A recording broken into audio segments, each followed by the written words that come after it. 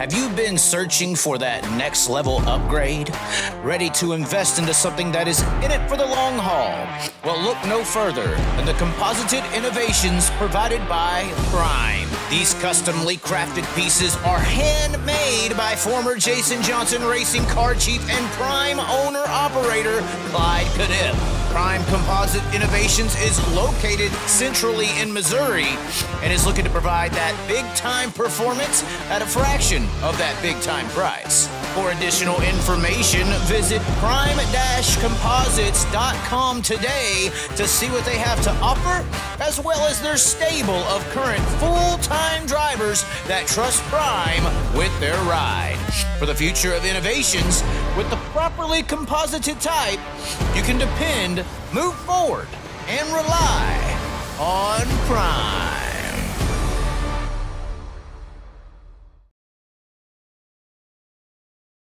Okay, so we'll let you know all about the quokkas and the speeding over in Australia. Now we're going to get you into some stuff that matters. We already understand it. Quokka attacked Rico because of his stature, and they thought he was a rival quokka. What's up, my quokka? Took his quokka ass out. Bit his wrist off. But is that as bad as what's happening in Australia right now? The true invasion of one of the greatest racetracks in their country, taken over by High Limit. How have they allowed themselves to lose their independence? I don't understand why they're on this. I don't get it. They could have did some amazing things without them. But they're doing it. They're doing it. Although I will say this. I will say this about this High Limit event at the Perth Motorplex. And maybe this is where Brad Sweet starts whooping some ass. Because from my understanding, through my sources that I was able to conversate with in Australia, the World of Outlaws had their chance to do Perth right. From my understanding, the Perth Motorplex at one time tried to do a lot of things with the World of Outlaws, with Dirt Vision. And as always, they fumbled the fucking ball. And High Limit has picked it up and is attempting to do something here with it. So for those High Limit versus Outlaw people, I'm not saying this for 100% fact. This is just me guessing, I guess. I'm just guessing. I don't know. I'm an idiot. I'm just a guy on a camera yelling at a camera. But for my understanding, this is happening in today's time. Now, I'm not saying they declined the Outlaws yet last year, this year, whatever. But there's some history here where the World of Outlaws dropped the fucking ball. High horse, you know. Looking down on poor little Perth. Well, Perth is badass now. Perth is kicking everyone's ass in Australia as far as I'm concerned. It's possibly the best racing facility in the country, in the world. The way it operates, how it goes. It's only comparable to Charlotte, Eldora, Knoxville. But I don't think you can compare it because they treat shit over there as it matters. The prestige level in Australia, the respect and the presentation of the sport in Australia, I don't think anything here really has that. They don't. There's not too many dirt races here that present with class, you know, and then have the class fan base behind it. There's some that try, you know, some try to present it with class. I know Knoxville Nationals kind of does, and Eldora kind of does. But how many of these events are just, you know, let's shoot a bunch of fireworks and get drunk events? You know, where it feels like when I was in Australia, when I was in the areas or at these tracks or these events, there was like a prestige about it. It wasn't about how many beers they could sell. It was about how well we can present this event, this sport. How can we sell this, expand it and grow it? You know, this trying to become better mentality that I think that maybe in America we just get on these high horses and these little bitty bubbles, and that kind of ambition goes away. for the American dirt racing scene. Whereas in Australia, there's a lot of ambition to grow their sport. They're a few steps ahead of us. They don't live in the shadow of NASCAR. They live in the shadow of maybe V8 supercars, but road racing to oval, they're the prime racing example of oval racing in Australia. So they're the top level of oval motorsports in that country, and that's an advantage. We live in a shadow. We're behind trucks. We're behind Xfinity. We're behind ARCA. Haley Deegan's better than our guys if you look at what media does. Over there, oh, hell no. They present it properly. It's live on streaming television. And they are doing big things. That's why I'm saying I think this is a step down. High Limit's not, let me say it like this. High Limit's not on Perth Motorplex's level. They're not even close in America. They're just not that, they're just not even close. Dirt racing in Australia ranks higher than pretty much anything we have over here. Now, maybe we have some events, Kings Royal, Knoxville Nationals, that get a little blip on the oval racing scene of America, but there's so much competition here when it comes to motorsports in a circle, especially when you got a NASCAR shadow to try to, pierce through. You ain't got no chance. But I also think that's why they have a little more respect in Australia, because they attract that class audience. Well, it feels like sometimes here in the dirt world in America, we're getting the leftovers who, are mad that Bubba Wallace is in a race car. We get those people. Or somebody that just don't like concerts and needs a reason to get drunk on a Saturday night and leave their wife or something. I don't fucking know. I'm just saying. So, regardless, these are just my personal opinions of things. Y'all can disagree. I think that High Limit, they're trying to be this new different thing. I see that kind of going away here recently, but I guess, okay, cool. The racing event is going to be starting tomorrow morning. If you want to go to Perth Motorplex's Facebook or actually this is High Limit's Facebook page, you can get some more in detail times. And this is going to be an interesting, different format for the Australian drivers, so it'll be interesting to see how it plays out. But you see their timing of everything, starting at 4 o'clock with hot laps, ending at 9:25 with their features. They'll have a Jack Car Fire Show. That'll be interesting. It is 410 sprint cars and midgets. That's what speed cars are over there. I like that name way better, speed car. Way more respectful for Rico. They also have over here the American Times.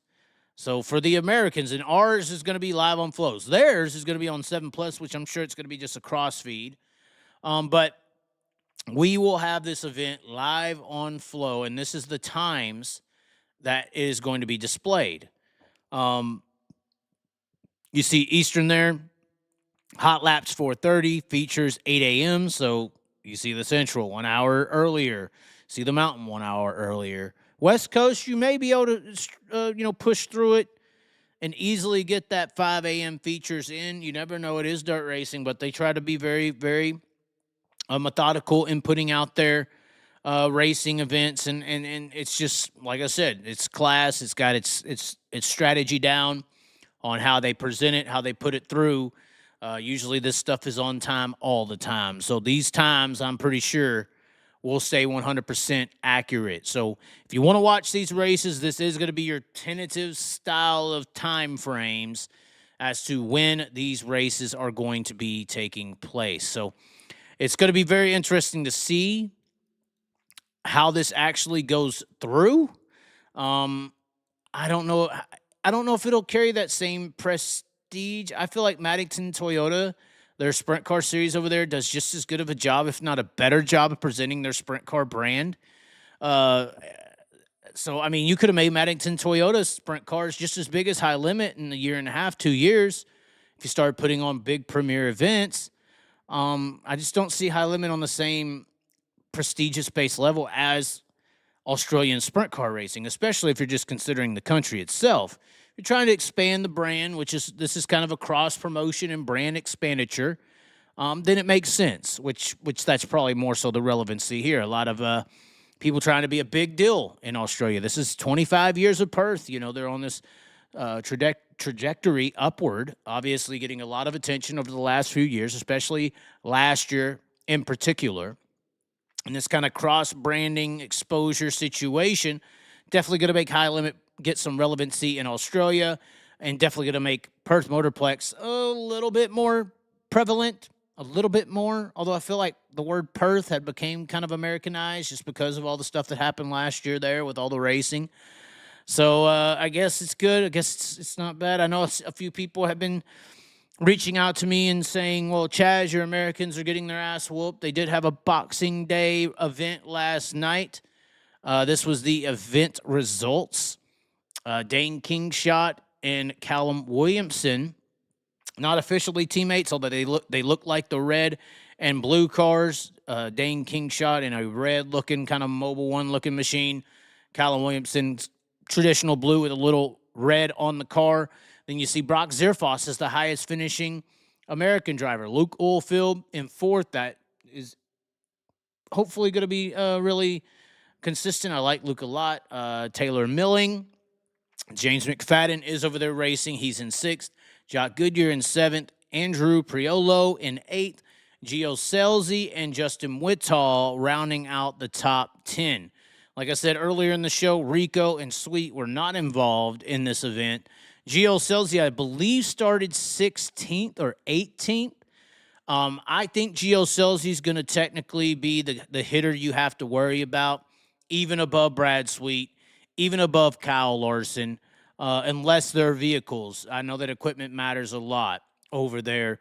Unless their vehicles or Gio's vehicle is not as good as Sweet's or as Larson's. I'm assuming they're all going to have a decently fair shot across the board. But Gio Selzy, to me, is going to be that sleeper that no one's thinking about that's probably going to pop in there and win the 100K come Monday. Let's see, are there any other notables? I see Ryan Newton is outside the top 10. It's very hard to win there. It's a great racetrack. Racing there is a sprint car heaven, but it makes it very competitive and hard to stay consistently up front. You got Ryan Newton in there. Caden Manders is up in there. That's Jack Williamson, the hat I was talking about earlier. Daniel Harding. These are point standings, so some of these are outside of your main event last night that you saw. Kerry Matson is in that blue 26. It says Devil Race Cars or something like that. Corey Eliason up in there. Matt Jewell, he was in the A-main, but I think he got lapped a few times.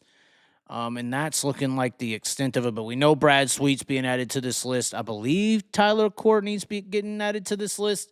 But Brad Sweet is going to be in this.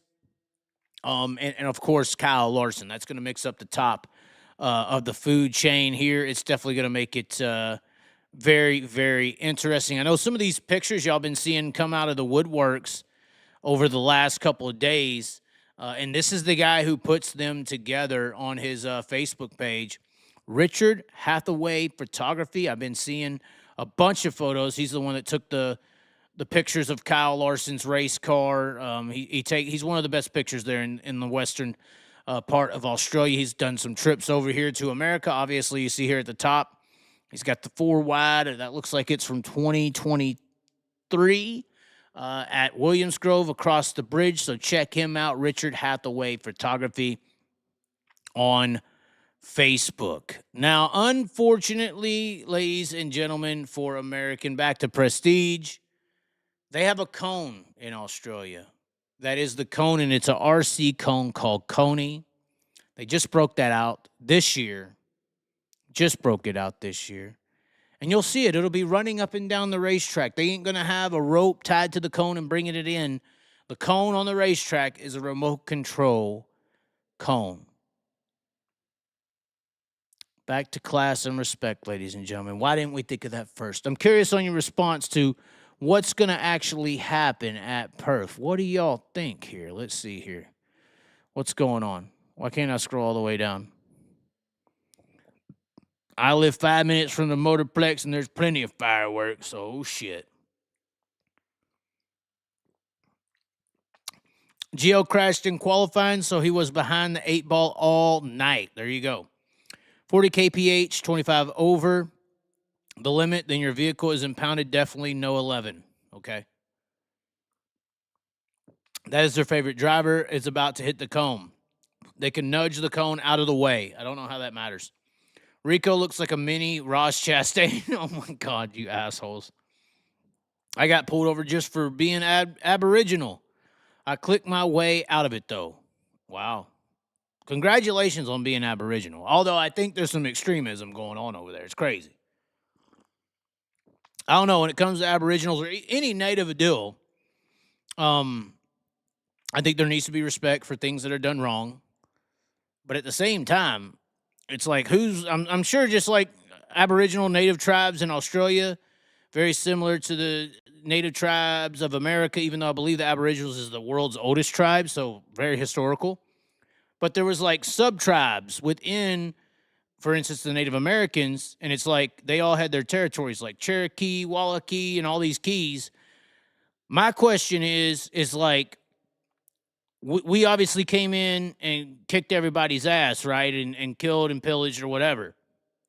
But before we got there, y'all or the tribes had already, like, kicked each other's ass and killed one another and stuff to determine their own little bitty borders and their own little bitty towns. So it's like, whose land was whose first? Because if it's all of Native Americans, but that's not true, because you had these little tribes in there that was killing each other and doing all this crazy shit. Just I mean, what the hell? So is the other tribe going to be like, that was ours first, and we found some evidence that says this tribe killed our leader and took our land first, so, hey, help us get it back from them, and now you got a war in between the war. What? That's my problem. So, and then if you say, well, the winner of the little in-tribal battles, that is their land. They won it through war. And then it's like, what? The only reason the white guys got the land is because we came in and whooped everybody's ass and won the war. So it's hypocrisy 101. I can't get enough of the sense that is lacking in some of this stuff. You know? So it's like, is everybody just mad the white guys kicked everyone's ass? And if you're mad about that, what about Genghis Khan? And then if you're mad about that, it's like, we didn't kick everybody's ass. Obviously, there was still some borders drawn in here. So what the hell? Anyway, I'm just saying. I'm just saying. We have a drink right here. Yes, this is live. Chaz needs a drink. We are having a drink right now. We are about to get into our next topic, which is the one that we're going to open up the lines for this one. Hold on. Let me get the earbuds ready. We're going to open up the lines after this one. This isn't going to be good. This is probably going to hurt a lot of feelings. We have a private message from a very big source. Very big source. And I can't tell you who it is. That's why it's so private. But we're putting the earpiece in. You see it going in? Bam. Kamala style. The earpiece is in. Because we're about to get to a touchy subject, ladies and gentlemen, and I don't know if people are going to be able to handle it. This is going to be bad. And we'd be removed from being able to come anywhere in Australia after I talk about this. Actually, I just got through talking about the Aboriginal deal. That's probably realistically what's going to keep me from coming back. But here's the deal. You got this thing going on with Perth. Huh?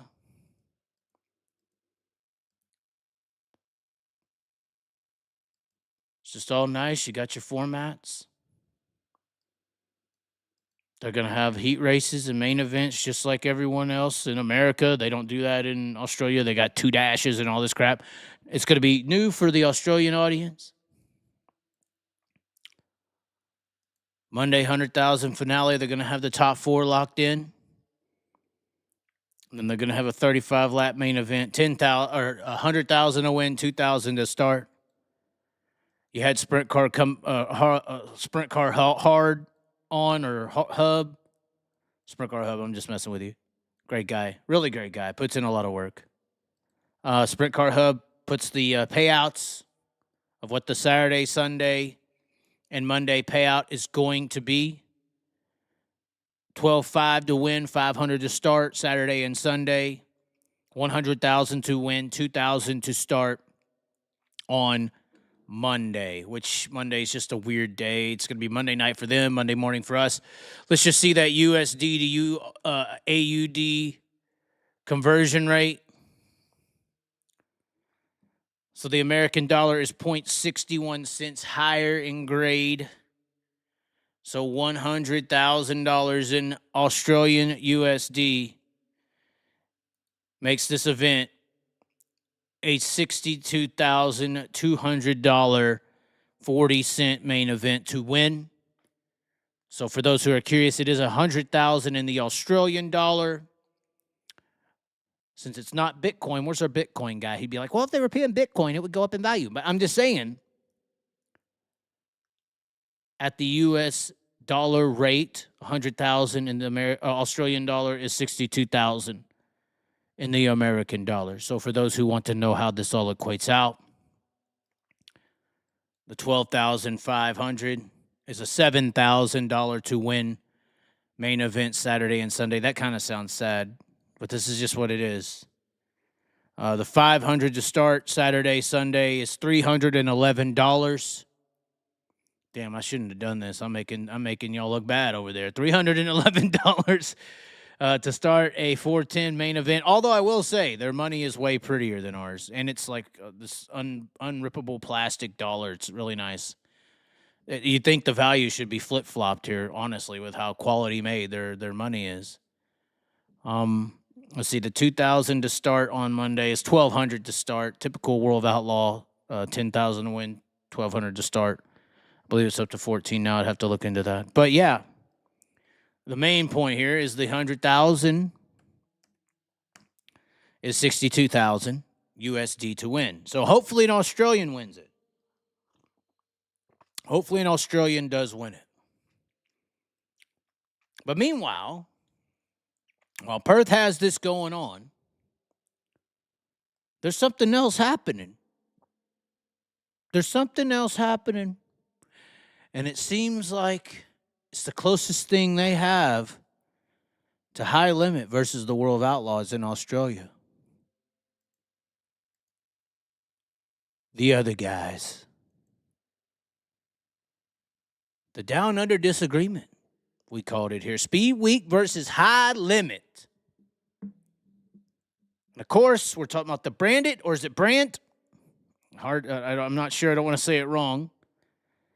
Sprint Car Speedweek that was announced months ago prior to the High Limit event. This was announced to the world. Lockie McHugh involved. Chase Randall involved. They just raced last night at the Tolmer Speedway, this new I-55 lookalike track. This was the I-55 lookalike track that this is brand new racetrack just built. They raced last night as well. Marcus Dumsney there. This is also where Garrett Williamson is located. Brock Hallett is in the building. Jai Corbett, some people you may recognize from previous racing events. Max Dumsney. This is on Clay per view, or Marcus Dumsney. Sorry about that. Max is the older legendary driver. Jamie Ville is running in this side. Oh, this is a nice little track. This is a brand new racetrack in Australia, by the way, Tolmer. But there's a problem. As we know, the High Limit dates are November 28th, 29th, and 30th. And the dates here for this Brandit Sprint Car Series, according to their website, you see the drivers all lined up, looking like they're some kind of fancy. Classing it up over here, I guess. Did Chase Randall, was he not able to make it? That's why they put the helmet on? Was he not able to make it to the photo shoot? They didn't want him. What happened here? I don't know why they left his helmet on. I'm willing to flip a coin. That may not be Chase Randall in that picture. But you can see the dates here. They're on top of one another, ladies and gentlemen. This big Sprint Car Speed Week in the middle section of America. I would say Perth is California. This is in the Texas-Oklahoma region of the geographical ideology of what I'm trying to relate to you. But you saw Tolmer there, Friday the 27th. You have Borderline, which is honestly one of the best racetracks I attended, on the 28th. And then Monday, High Limit, or 29th, sorry about that. That does say 28th. They take Sunday off, and Monday, you have round 30 at Avalon. Same night as High Limit, and then they go on to finish the week Wednesday.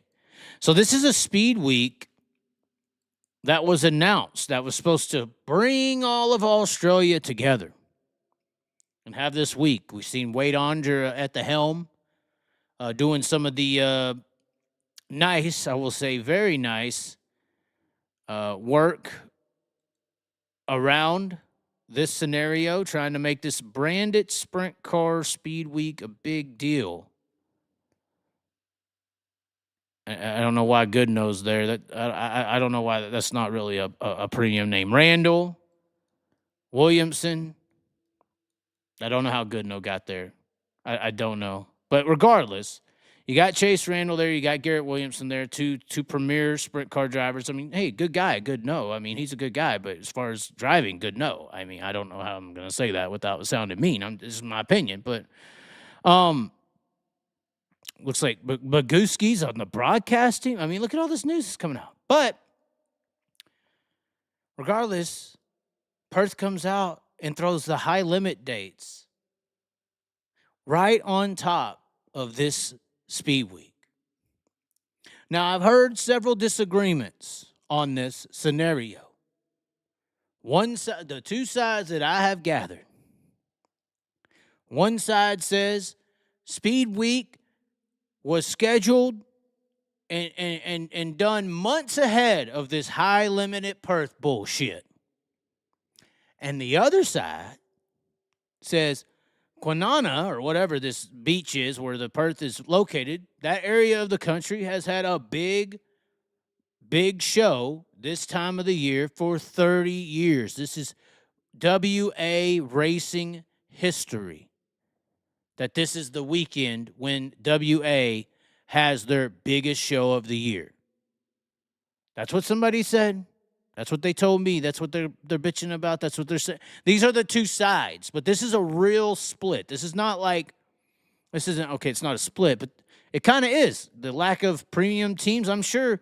Wouldn't you like to see Jock Goodyear or Jai Corbett, sorry about that, Jai Corbett and Lockie McHugh and some of these other guys, premium guys involved and over at Perth?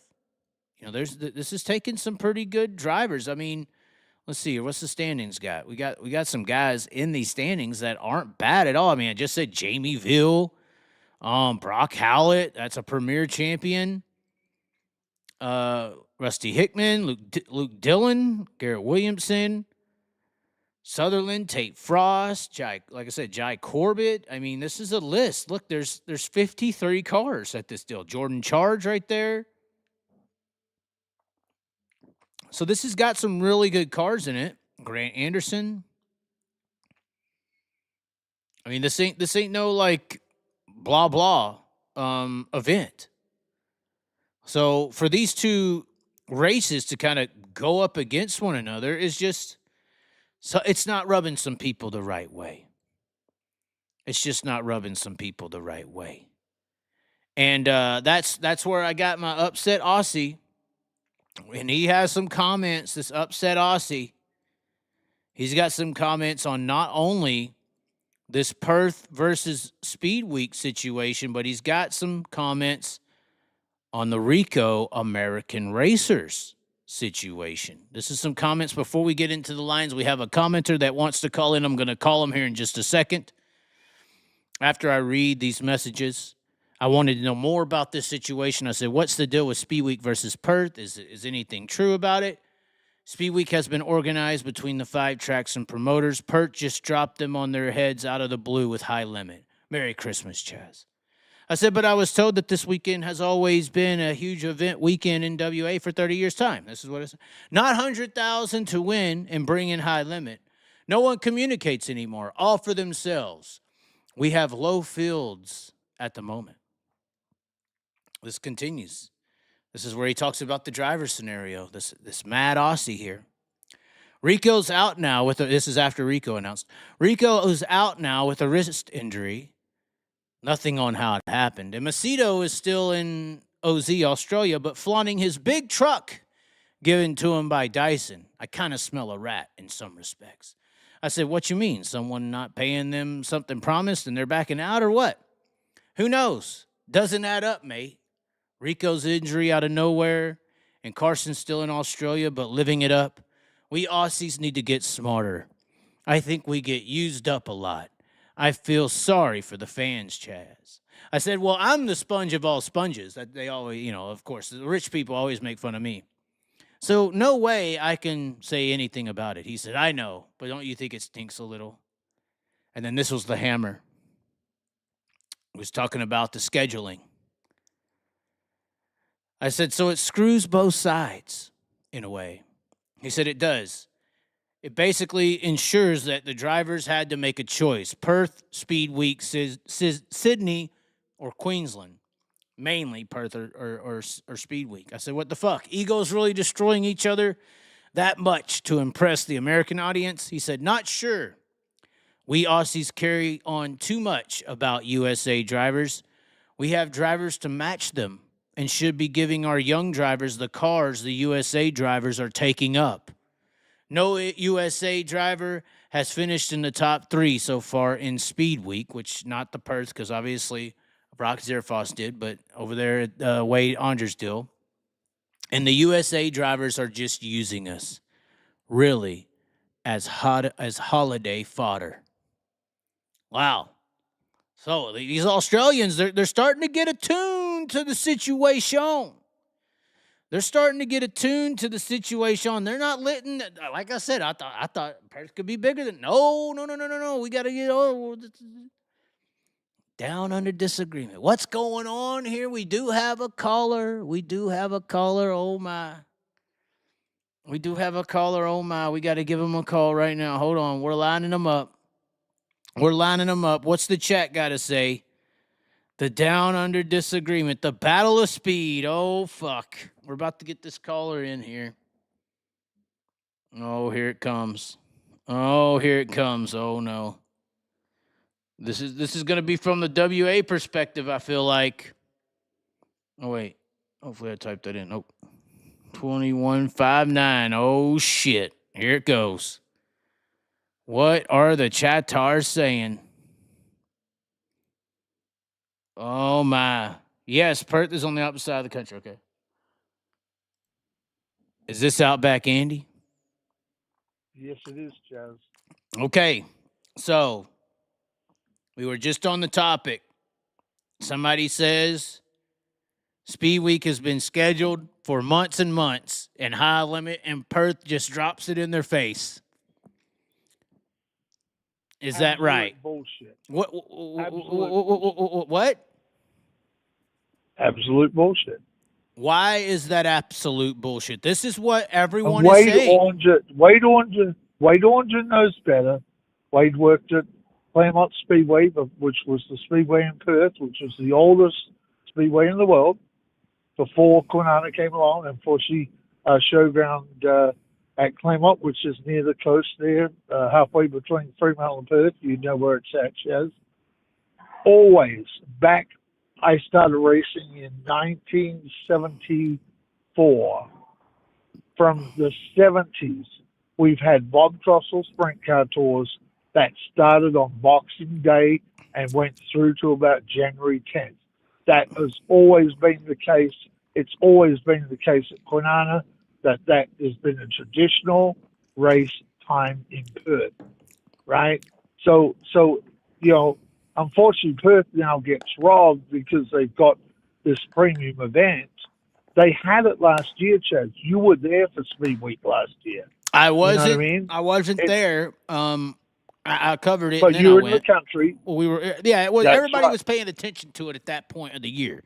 I don't remember the middle of the country really heating up until the premier events were happening. This goes back to the days that Bob Trussell and before brought sprint cars to Perth, and we always had quality drivers like Jack Holdenshaw, Tim Green, Mike Sweeney, Jack Hewitt. They all came at that time of the year. We used to get four Americans and 4 Australians, and they would race it out, and it's always been the case. So, unfortunately, the country is the same size almost as from San Francisco to New York. It's about the same distance across from Perth to Sydney. Now it's a long way. Obviously, if you're going to go from New York to San Francisco to race, that's a long way. So I kind of get it that they can have a race there, but it's close to Adelaide, and I just think it's wrong that they're running it on the traditional date that the Motorflex and Claremont, back before the Motorflex Claremont, has had that series since day dot. So traditionally, in the last 30 years, what would the other parts of the country do at this time then? Would they just not race, or what would they just have local events? What would happen? What World Series of sprint cars didn't race? They would still race, and it wasn't quite as big as it's got maybe the last 10 years. It's been really accelerating over the last 10 years. And everybody in the country knows that, the Speedweek that Kwinana has been their premium event for sprint cars for the year. That's the premium time for racing. Well, we did have the emailer earlier say, yeah, they've had it that way, but not big like 100,000 in High Limit and all that. They're saying this is just because the middle of the country tried to do something bigger. Well, it seems like the argument is just because the middle of the country tried to do something a little bigger with a little Speed Week, that they tried to one-up them. And you've seen Perth and some of them say, I raise you with this Macedo, or I raise you with this thing or that thing. It does seem like there's a little ego battle going on. Chaz, we knew when Brad Sweet left Perth last year, we knew High Limit was coming. That's what I said. Right? That's what I said. Yep. 100%. It's already been mentioned it's coming. So it's been 12 months ahead, right? There was time to take, I understand too, it's the holiday time of the year where people are not working. Traditionally, a lot of people take off over Christmas. They take a couple of weeks. So I understand on Wade's side what's going on, but he should know that traditionally this has been all the way. And it's been ramping up over year after year after year. The last 10 years have been really big. Back in the day, it used to be Claremont Speedway on a Friday night, and they would go to Bunbury and race on the Saturday night, and then do the same thing the next week. Now, that's how it traditionally was. Somebody just put in the comments, Speed Week in Victoria and South Australia been happening for years. It used to be the World Series. Well, but Series isn't that wasn't right? that Premier? Premier has a Speed Week that leads up to Premier, right?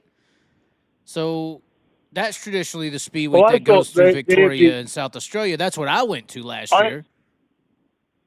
I thought their big Speed Week was leading up to the Classic. Yeah, right? Premier, yeah. Yes, which is more towards March. Yeah, so why didn't no, that's end of January, end of January. But why didn't they do this High Limit deal since Wade had announced the Speed Week? Why didn't they just do it at the end or the weekend after Wade's deal?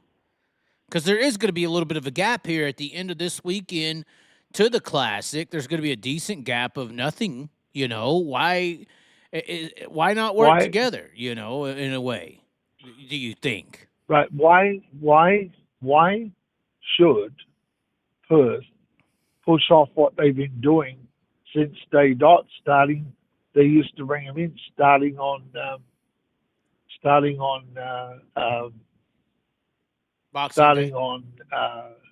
Boxing Day, right? Why should Perth push that off, Chaz? Why? It's probably because I'm a West Coast guy. I see it that way, but I see it from the 70s. I remember when we had Randy Hannigan and Brad Furr touring, back in the day. That was started Boxing Day. It's always been the American. It's always been the American tour started around Boxing Day and went to about the 10th of January. And then so That's would that always been the case. would the beginning of that always start in Perth and then go towards like Parramatta and Premier and all this stuff, or how would it go? Yeah, some of those teams would then travel back east, but a lot of time in the Bob Trossel days, that was exclusive to Claremont and Bunbury, and those cars were sold to Perth people. And that's how people like Pino Priolo got his start. Was he bought an American tour car? Okay. Gary Sartori, it was another one. That started. A guy called Strange. And then the Mafia guy, that There's Barbagallo many- or whatever, right? Well, Barbagallo bought his own stuff in over the years. From the Mafia? Well, not said the Mafia, but Some people were always joking with me, said well-known. he's Mafia. They was always joking. I don't know if I told him. I Yeah, asked him. no, he said there no, was- but That was back in the days when Tony Matta, who was Italian as well, and you've got the Priolos, obviously they're Italian too. They're just extending on and friends with Barbagallo and Kendrick's.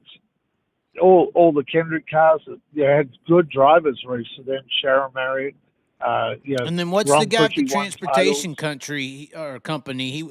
I can't believe his name slipped my mind. He has all those. Sean Curran. Yeah, he's a really good guy. Sean Curran. He's the car owner Sean for Curran. Zerfoss. Right. Sean Curran started out with Kendrick. Way back. And then Sean went off and did his own thing and started Curran Enterprises. And that's where all the Brad Furr stuff was all prepared out of Sean Curran's place. Okay. Brad Furr was a big deal there for a while. Brad Furr with the Sam Mina sponsorship they were big tours. Randy Hannigan and Brad Furr, they were very, very popular down under. Was that a West Coast thing, and then you had your traditional guys on the East Coast? That's what I'm saying. It seems like there's always been a split. But there has been a split to a degree, but there were guys that wandered across. Right. Tatnall and people like that would occasionally come across. George Tatnall. So you're saying there's never been a split to this degree?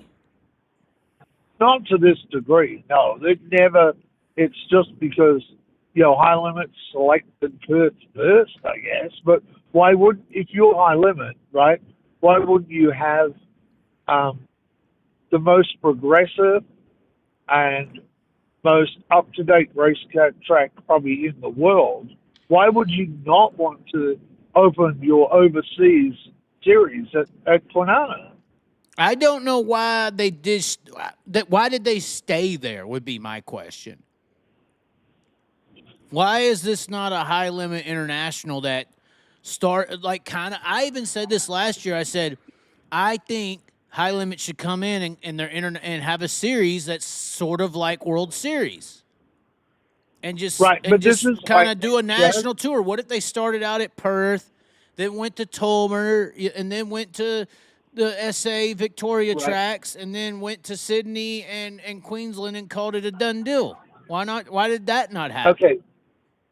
Here's the thing for you, Chaz.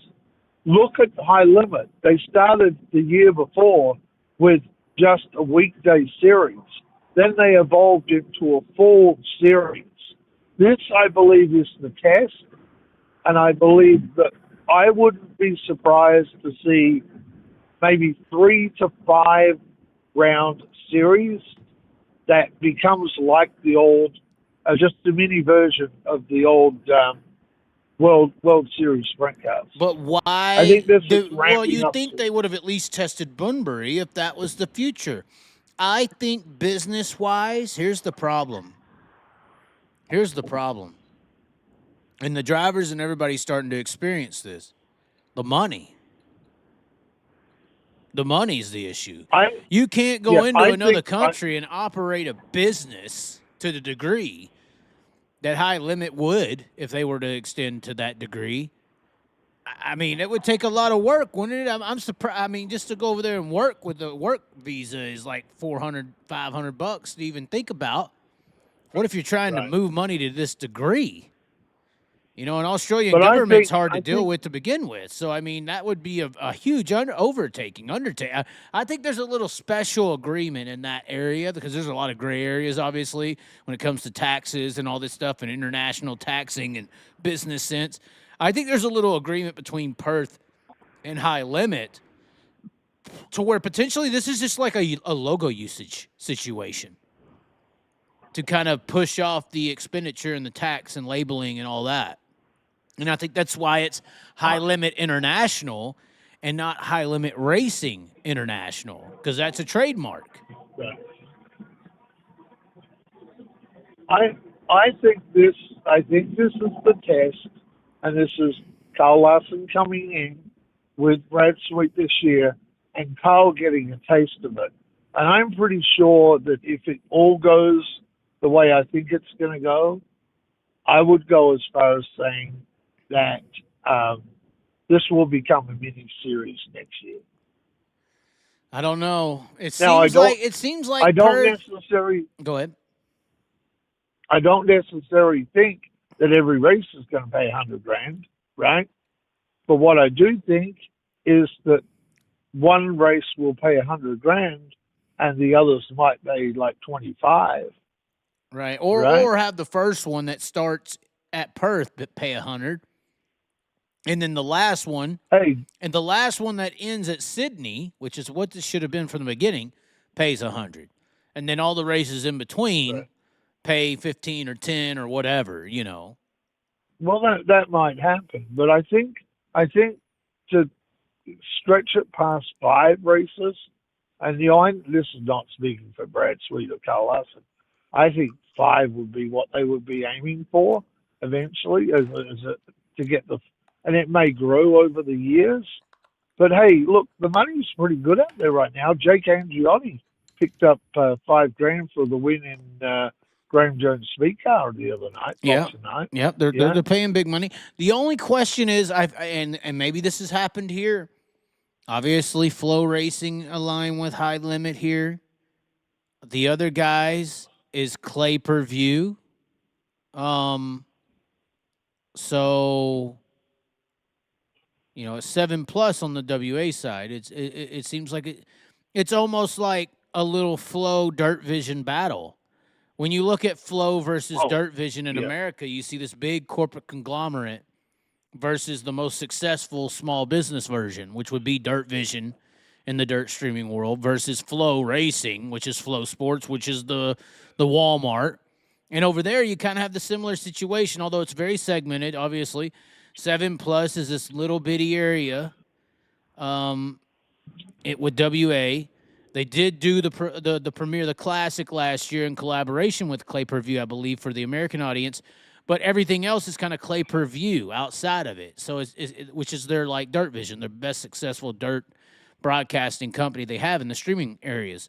Well, in my opinion, it's a closed shop, and it's Speedway Australia that is running the show there. Right? That's the big difference, right? They got this big conglomerate that could tell everybody what to fucking do, basically. Right. Is that good or bad? You know, with the obvious. Well, it's because of the smaller population and the way things have always been run. There was too much splintering going on. Like you would have clubs that would organize all their drivers, and they would get the money from the track and do the payouts and things like that, right? Well, now it's more with the Motorplex. You know, they've cut the clubs out in a lot of that respect, and they're just dealing direct with the drivers now. And I think what they've had to do is to bring this into line, because clubs will break away and splinter away, and it happened with the midgets. You know, some of the lower class drivers, or not guys with big money, I should say, splintered away from the WA Speed Car Association was there, and that caused a splinter, and that caused the car counts to drop. So I think what's happening now is, with Speedway Australia doing it the way they are, it lessens the splits and keeps the car counts up. And as you know, you've Well, they got to still have have their licenses clubs, to get in. though. They still have little clubs. Right, but Speedway Australia is more designating where the insurance comes from for all the tracks on the whole 9 yards. Well, and the right? track approval if they It can used to have a be- race, which is the bigger deal that I enjoy. Right, exactly. It used to be that the tracks had to get the insurance from X, right? And this was the status. When I was racing over there, Speedway Australia had only just grown and it was in its infancy. I raced at Claremont Speedway. I raced at Kwinana when it first opened, and then I moved out here. I raced there for a couple of 2-3 years before I moved to the States. Yeah, you're a California resident now, so you're speaking from afar. Yeah.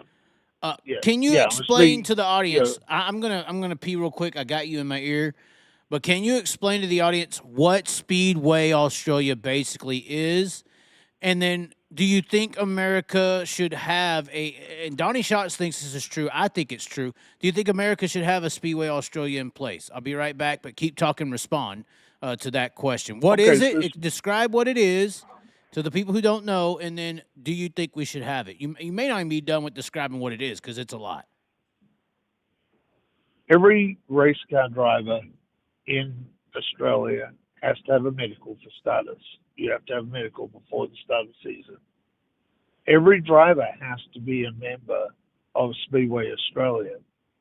Unlike America, if you say you raced at Knoxville, you got in a fight, they suspended you, it's all right. You go down the road and race. And it was like this when I was back there. You don't get to race in Australia. If you're suspended at one track, you are suspended from racing in general across the country. No if, buts, maybes. So if you get a suspension at one track, you are suspended across the board. The tracks know it. They directed it from Speedway Australia. They will refuse to let you race. It's all done for rules packages. It's done for safety, especially on the safety side with the tracks, as Chaz said. They grade the tracks there. And by grading, is what the tracks can race. That's right across the country. You don't get to deviate. If you come to these conditions and your safety fence is X and the facility is up to snuff, you get an A1 license and you can race everything. And I believe nowadays midgets, which are speed cars in Australia, are now on the A1 system. They used to not be. They're on a lower tier, but I believe they've been brought up to it. The Formula 500s, which in Australia they are the micros. Basically, they used to be rear engine with skinny tires, and then they developed to more like an American type one. But they're basically a 600, and they race on the big tracks too. They race on Kwinana, as you've seen it, Chaz. But while you're away, I was just saying it's a controlling body that controls all forms of speedway racing in Australia, and that's partly to please the government because there was some deaths back before it started and some fairly bad injuries. And I watched a wreck the other day from 1938 that was like possibly the worst wreck I've ever seen in my life. Yeah, and it's safety is paramount in Australia. They take safety serious. Like Kwinana, there's a hot area, so when the car's coming off the track, you can still keep a sprint car motor running, but it has to be pushed by a quad. After the pit gate opens, there's an open area that is a hot area, and that hot area You go in there, you have to be pushed. Unless you have a clutch, you cannot drive through the pitting area because the pitting area is paved roads with grass in the middle, and you have to put down a tarp and scrape all your mud in there, drop it on the road, and they come along with a bulkhead at the end of the night and a sweeper. Hold on, Chaz, I'm just going to drop my cup. You're fine. Yeah. Thank you, friend. So yeah, basically Speedway Australia is a controlling body that controls all forms of speedway racing. And like I said to your listeners out there, one thing it does is if you're at Knoxville and get in a punch up and Knoxville says, we're sitting you down for 2 weeks, you could go over to Eldora or wherever you want and go race. In Australia, if you got a suspension, don't count on racing a racetrack anyway. Your ass is sitting at home. Right, and then also the insurance thing is huge. At one track, sorry? The insurance thing is huge, for bodily harm and all kinds of things for the track, for the driver. I heard a story that Danny Smith one year went to and I said this to Garrett Williamson, and I think it still reigns true today. Once you get a Speedway Australia license, and that license is valid for 1 year, so say you got it last weekend, for instance, if you go and get hurt while you're racing in Australia, you literally have medical insurance that covers your damages. If you got, like Chase Johnson, for instance, if his situation happened in Australia instead of America, his medical bills would be covered. At the time of buying the Speedway Australia membership, and also a license, and a license that is graded. You just can't, like here, you can go buy a 14 sprint car and race. Turn up me and you, we could race the Chili Bowl over there. We could race the Chili Bowl if we have $8,000. I almost raced it a couple weeks ago. Hell, I hot lapped the sprint car at Marysville. I couldn't have done that in Australia. No, you have to, with the new rules with Speedway Australia. So you buy the membership to Speedway Australia, and to do that, you have to have all your stuff signed by whatever club you're with the sprint cars. Like, I think in Perth, sprint car racing is the Sprint Car Control Council, run the sprint cars, and the Maddington series is all a part of that group. So you have to get all signed off by your controlling division, and when you pay your money, you have to pay your insurance direct at the time to Speedway Australia. It's a part of the fee, though, to get the license, correct? Yes, it's all a part of the fee. You get sent an amount you got to pay, and you don't pay that, you don't go to play, right? But if you get hurt, like for instance, like I said, well, then their insurance will pay out because you've got, and everybody's on the same insurance. Well, and I said this, and this was a story I heard. I said it to Garrett Williamson. Apparently, this is a worldwide insurance coverage because Danny Smith one year came back and raced in America after leaving Australia, got into a wreck, got hurt, filed with the Speedway Australia insurance, and was covered. That's quite possible. And I was telling Garrett Williamson, based on this story, if it is true, which it checks all the boxes, technically, if you think about it, because insurance is a worldwide coverage, especially when it comes to, I believe it's a grade of insurance. Like there's certain grades that are country-based, and then there's certain grades that are special, like racing on a racetrack in a car. It doesn't really have borders like your car insurance does. It's a personal insurance. And if Garrett Williamson, I told Garrett Williamson, I said, you go on the Outlaw Tour this next year and you get in a wreck and you get hurt like Chase Johnson, file that fucking Speedway Australia insurance because apparently you're covered, bud, for a year. Yeah. Apparently, not apparently, I will say this is correct. Every vehicle that races goes through a mechanical check.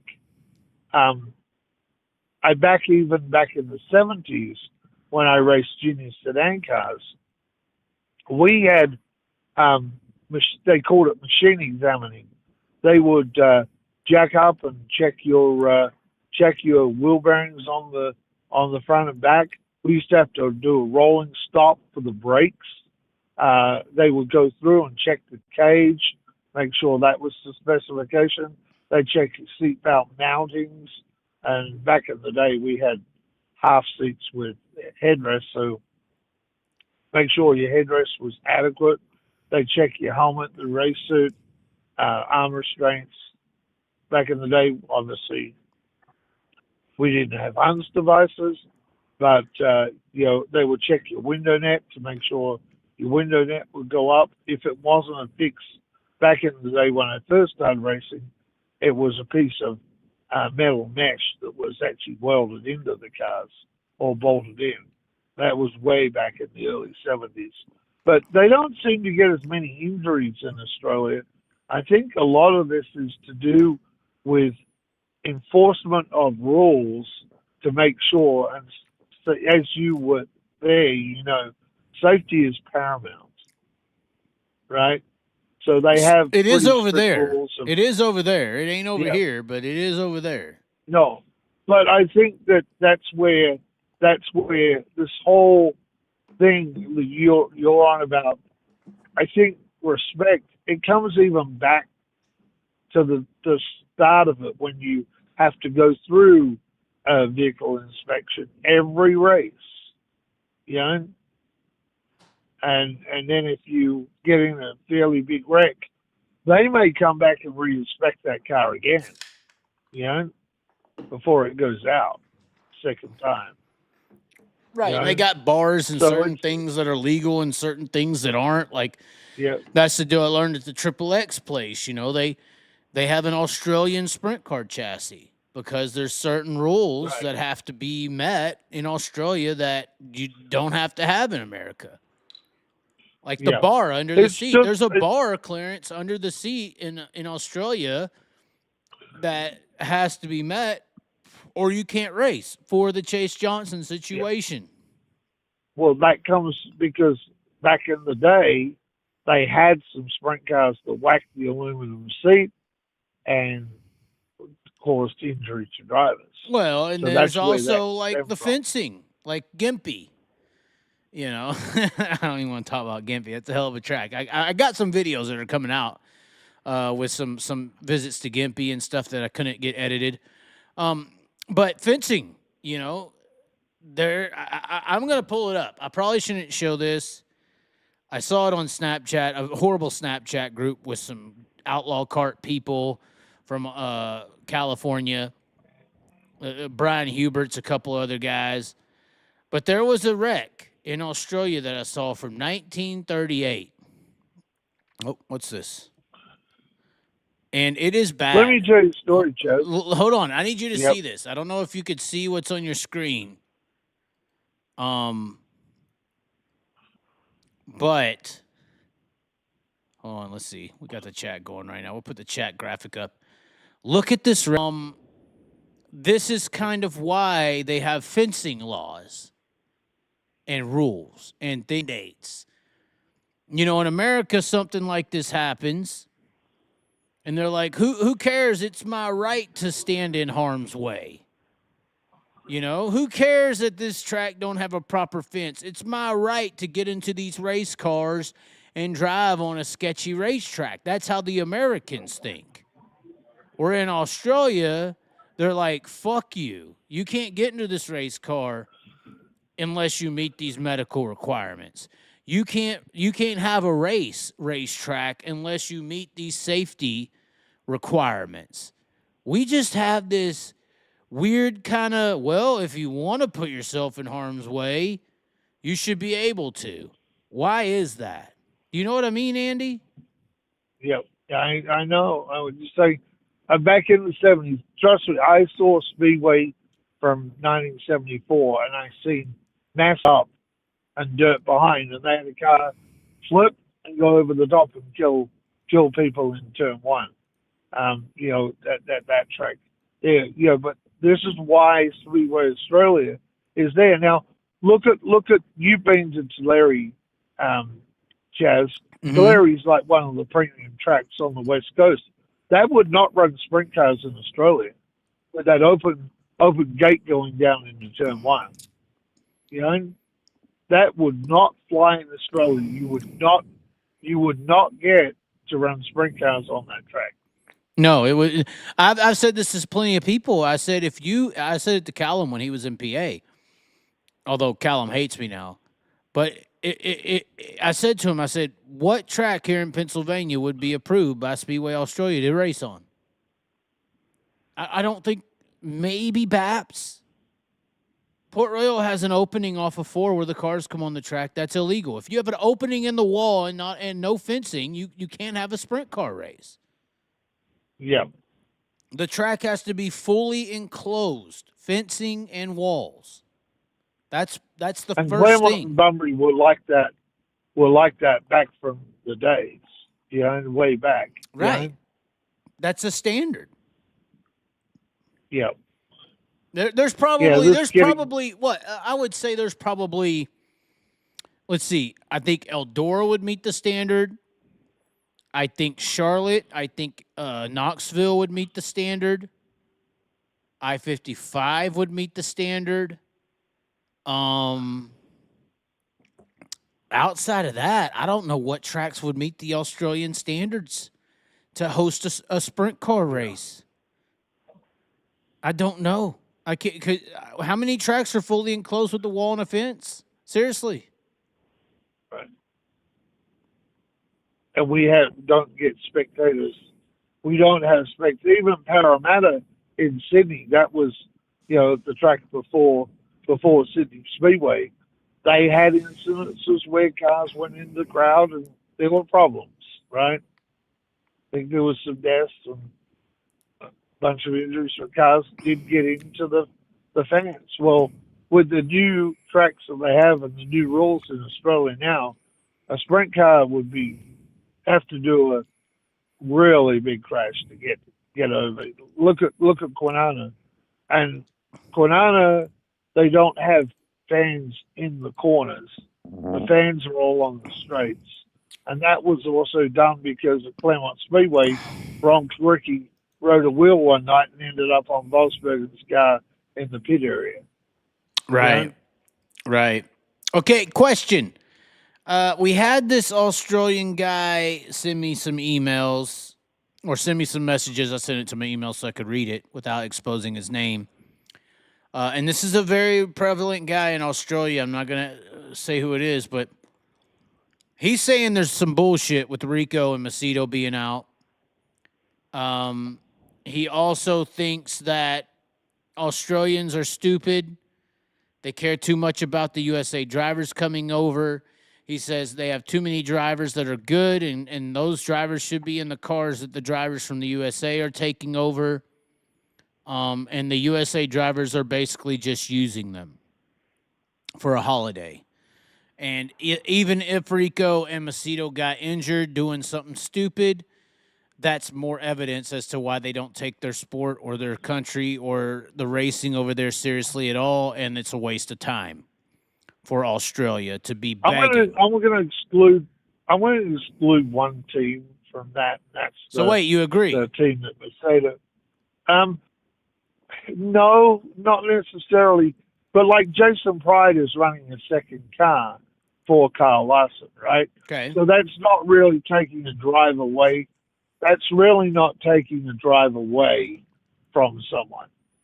Yeah. But if they could afford a second car, why not have two all the time?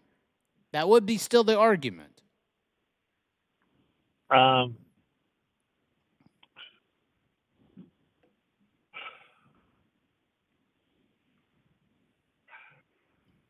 Good question. Are the USA drivers? Here's a word I didn't know about until I got over there. Sponge. So, as I'm sleeping in a spare room of an office and buying my own food 6 days of the week, I was getting I heard somebody say, "Oh, you're just a sponge." I was like, "What's a sponge?" and they said a sponge is these American people who come over and just sponge and soak off and live off of us. I could see how that is an opinion when you see these guys come over, and apparently this guy was saying that Macedo got hurt, but he's flaunting around a brand new truck or something. I thought that was. I don't think it's bunching. I think these team owners forge a relationship with an American team. Isn't that the hot girlfriend, though? Isn't it the hot girlfriend in a way? Like, if you got Macedo on your team, I got the World of Outlaw driver. You know, it's that big money ego thing, you know? Right. I'm kind of wondering if Macedo is not injured from Bakersfield, because if you look at that car, it took a pretty hard tumble. Nope, I know exactly how he got hurt. It wasn't a kangaroo incident. Apparently, it was water skiing. Fuck them if they're mad that I tell the truth. Apparently, he got hurt water skiing. Well, you know, drivers go off and, you know, when they get there, they do the lifestyle, as you know, right. Perth. It's a lot of water stuff happening in Perth. Well, I believe Macedo was in the central area, but regardless, I mean, I get it. But you would think that basically, I think the complaint is, can't you take it serious enough? You don't go fucking water skiing, and if you do, like I said in my video when I said the kangaroo attacked Macedo, and that's why he's hurt. We heard about Chase Elliott when he got hurt snowboarding. Right. Just fucking tell us. Right. Yeah. Yeah, I don't know really why they have to hide it. You know? Yeah, we showed Rico starting the car up the day before. He said he's injured and can't race. His wrists look perfectly fine. His wrists were not swollen. We zoomed in. Could have happened after that. Could have happened after no. That we got the inside info. What happened with Rico was a quokka attack. Right. The quokkas attacked him. They thought he was a quokka from another country. So that could have happened after that photo or video. Right? Well, the hard rumor is that he was using fireworks. That's what people are saying. That's the hard rumor. But fireworks are federally illegal in Australia. If you know what you do, Chaz, you can get illegal fireworks in Australia. I know, but look, if Rico Abreu was to come out and say, I hurt my wrist shooting fireworks, he's in some big trouble, right? Oh, yeah, you're not going to say that it was that, but that's for sure. Yeah, that's what I mean. If you've done something like that, you're not gonna say that, right? Rico's a marketer. Right? Why not just say he got attacked by a quokka? Yeah, that's way funnier. But talking about the drivers sponging off, I don't think so. Because, like, take a look at Graham Jones' team. Graham Jones has had two cars that he's had. You know, Caden Manders drove, and they brought overseas drivers all the way through to run the Graham Jones team, which, you know, Graham Jones is a former Australian champion from back in the day. You know, very, very good racer. But they run two cars, and, you know, they got Jake Andreotti in the car at the moment, but they've had really good drivers all the way through, but they've also had Australian drivers in their cars too. You know, i.e. Caden Manders, you know? Right. At the same time as the Americans. They've had Pickens in the car, you know? So, you know, I think it's just that they like to have those international. Also, too, there's certain teams over the years, going back to Gavin. Gavin's done a great job, and Gavin had probably the best teacher as a racetrack manager that you could ever wish to have, and that was, is the great Con Migro. So Gavin has been schooled since birth, you know, by his dad of how it's done. And they just like to have international drivers. International drivers are advertisable and bring in the fans. The fans love to see international drivers, Hmm. right? And it's promotion. That's like, look at Quinana right now with Gavin and what they've done there. That's promotional 101. There's no better way of getting to promote that place. And that place is just, the last 10 years has just been ramping up and ramping up. It's always been good right from the start. There was always good TV commercials right back to Claremont Speedway. It was like Friday night and Speedway night, and it would, bring someone to hold on to. That's been Con's catch lines back to the 70s and 80s. So Gavin's had, and that's where Con brought over these drivers. That, back in the day, Claremont Speedway Company would own their own sprint cars that drivers drove in. Wow. Damn. Not all, but Bob Trussell would bring 4 cars over. They would be sold basically before they even hit the shorts. Like Gene Welsh is a classic from the 70s. Gene Welsh was out of Sacramento running a sedan tour, and they were the big nights. The British Lions versus Australia in the solos, and the Gene Welsh versus Australia in the sedan cars. And they used to have a 4-car Perth team, a 4-car team from Americans. They would race heats, and they would match up against each other at least once. And then what would happen is they would go into the main event. Everybody else would join them in the main event. They were the big nights. Sprint cars were nothing. Back in the 70s, sprint cars were not your division, the premium division down in Perth. It was always the motorcycles and the sedan cars, Gene Welsh sedans. I remember before Gene passed away back in 2002 when I was actually a visitor out here, I went past Gene, and Gene told me the story where sometimes they would join with the promoter, sometimes they rent the venue, sometimes the promoter would just pay them a fee. And they went all over Australia with the sedan tour and did many, many races. And they were always the big crowd pullers, that and the bikes back in the day. Well, it seems like your opinion is being met with some challengers. There's a guy down here that says, I'm hearing a fair bit of Western Australia bias. He's also saying good on Speedweek for promoting young guns like Frost, Hickman, Corbett, etc. If Larson and Sweet wanted to truly lift the profile up of sprint cars, they'd have these blokes under their battle or banner. So if that guy's listening, I'll go West Australian bias. Do you remember the 70s and early 80s? Do you remember Johnny Fenton, Keith Mann, Graham Jones, Jeff Pilgrim whipping the asses of all the Australian drivers in the speed cars? Oh, do we remember the days when the sprint cars were strong and Ron Cricky and everybody won Australian championships, Noel Bradford? Oh, yeah. Of course we're biased in Western Australia because Western Australia is then the leader, and it's clear now. You tell me, Chaz, you've been there. You tell me another track that measures up to the presentation of Quinana.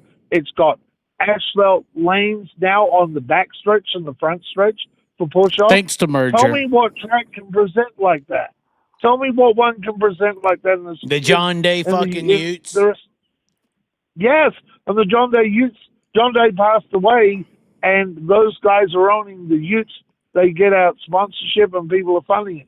What other track has done that? And the John Day Utes have been there since the 60s. So, yes, I have bias, and there's a reason for it. It's the presentation. Quinana is the crown jewel. Okay, Sydney's got their new track, but has it got not even close? Quinana has? It's not even a fucking close. I would say guy, Avalon's more prestigious than fucking Sydney. I mean, this guy needs to go there. This guy says, I remember Brooke. He says, I remember Brooke Tatnell, Skip Jackson, and the Kerry Madsen Racing in Wagga Wagga in late 90s. Yes, they were the strong days for those guys over there. Yes, the East Coast was the hotbed for sprint car racing with Gary Rush and all those guys. He's saying Tatnall. Brooke Tatnall. You know, when Tatnall came to... What about Brazier? To Gary Brazier, Senior. Look, I can tell you, Chaz, when those guys came to Perth, and they used to come every year, especially for the Cricket Memorial races, we used to see all those big guys come over to Perth, and that was good for Perth sprint car racing. Yes, there was more population on the East Coast, so of course there's going to be more sprint cars and premium ones. But Perth caught up with that. And the local scene in Perth, not a lot of all of the guys from Perth traveled back east back in the day. It was only the guys like Cricky that Noel Bradford traveled, back in the day that traveled back east to race. So, yes, but as the 90s grew on, and then you had guys like Ron Cricky with that was racing with Sean Curran and all those guys that started to actually elevate sprint car racing in general in Australia. So you're saying WA has been dominating for a while. Yeah, and the thing about it is the Sky needs to see line up the best 3 tracks you have in the East Coast. They're not going to hold a candle to Perth. Perth, no one hardly in the States. I would doubt there's not even a track here that holds a candle to Perth. Maybe Knoxville? Maybe or Eldora. Yeah, Eldora's up there. Yeah, right? Charlotte. Yeah. No, but I'm saying still don't hand a candle. One track's have got like 3-lane paved push-off areas on their infield. Yeah? Nobody. Like, nobody. Oh, you're breaking up. Where the hell are you at? You're underwater. Sorry, I'll put my window back up. Oh, yeah, put your window up.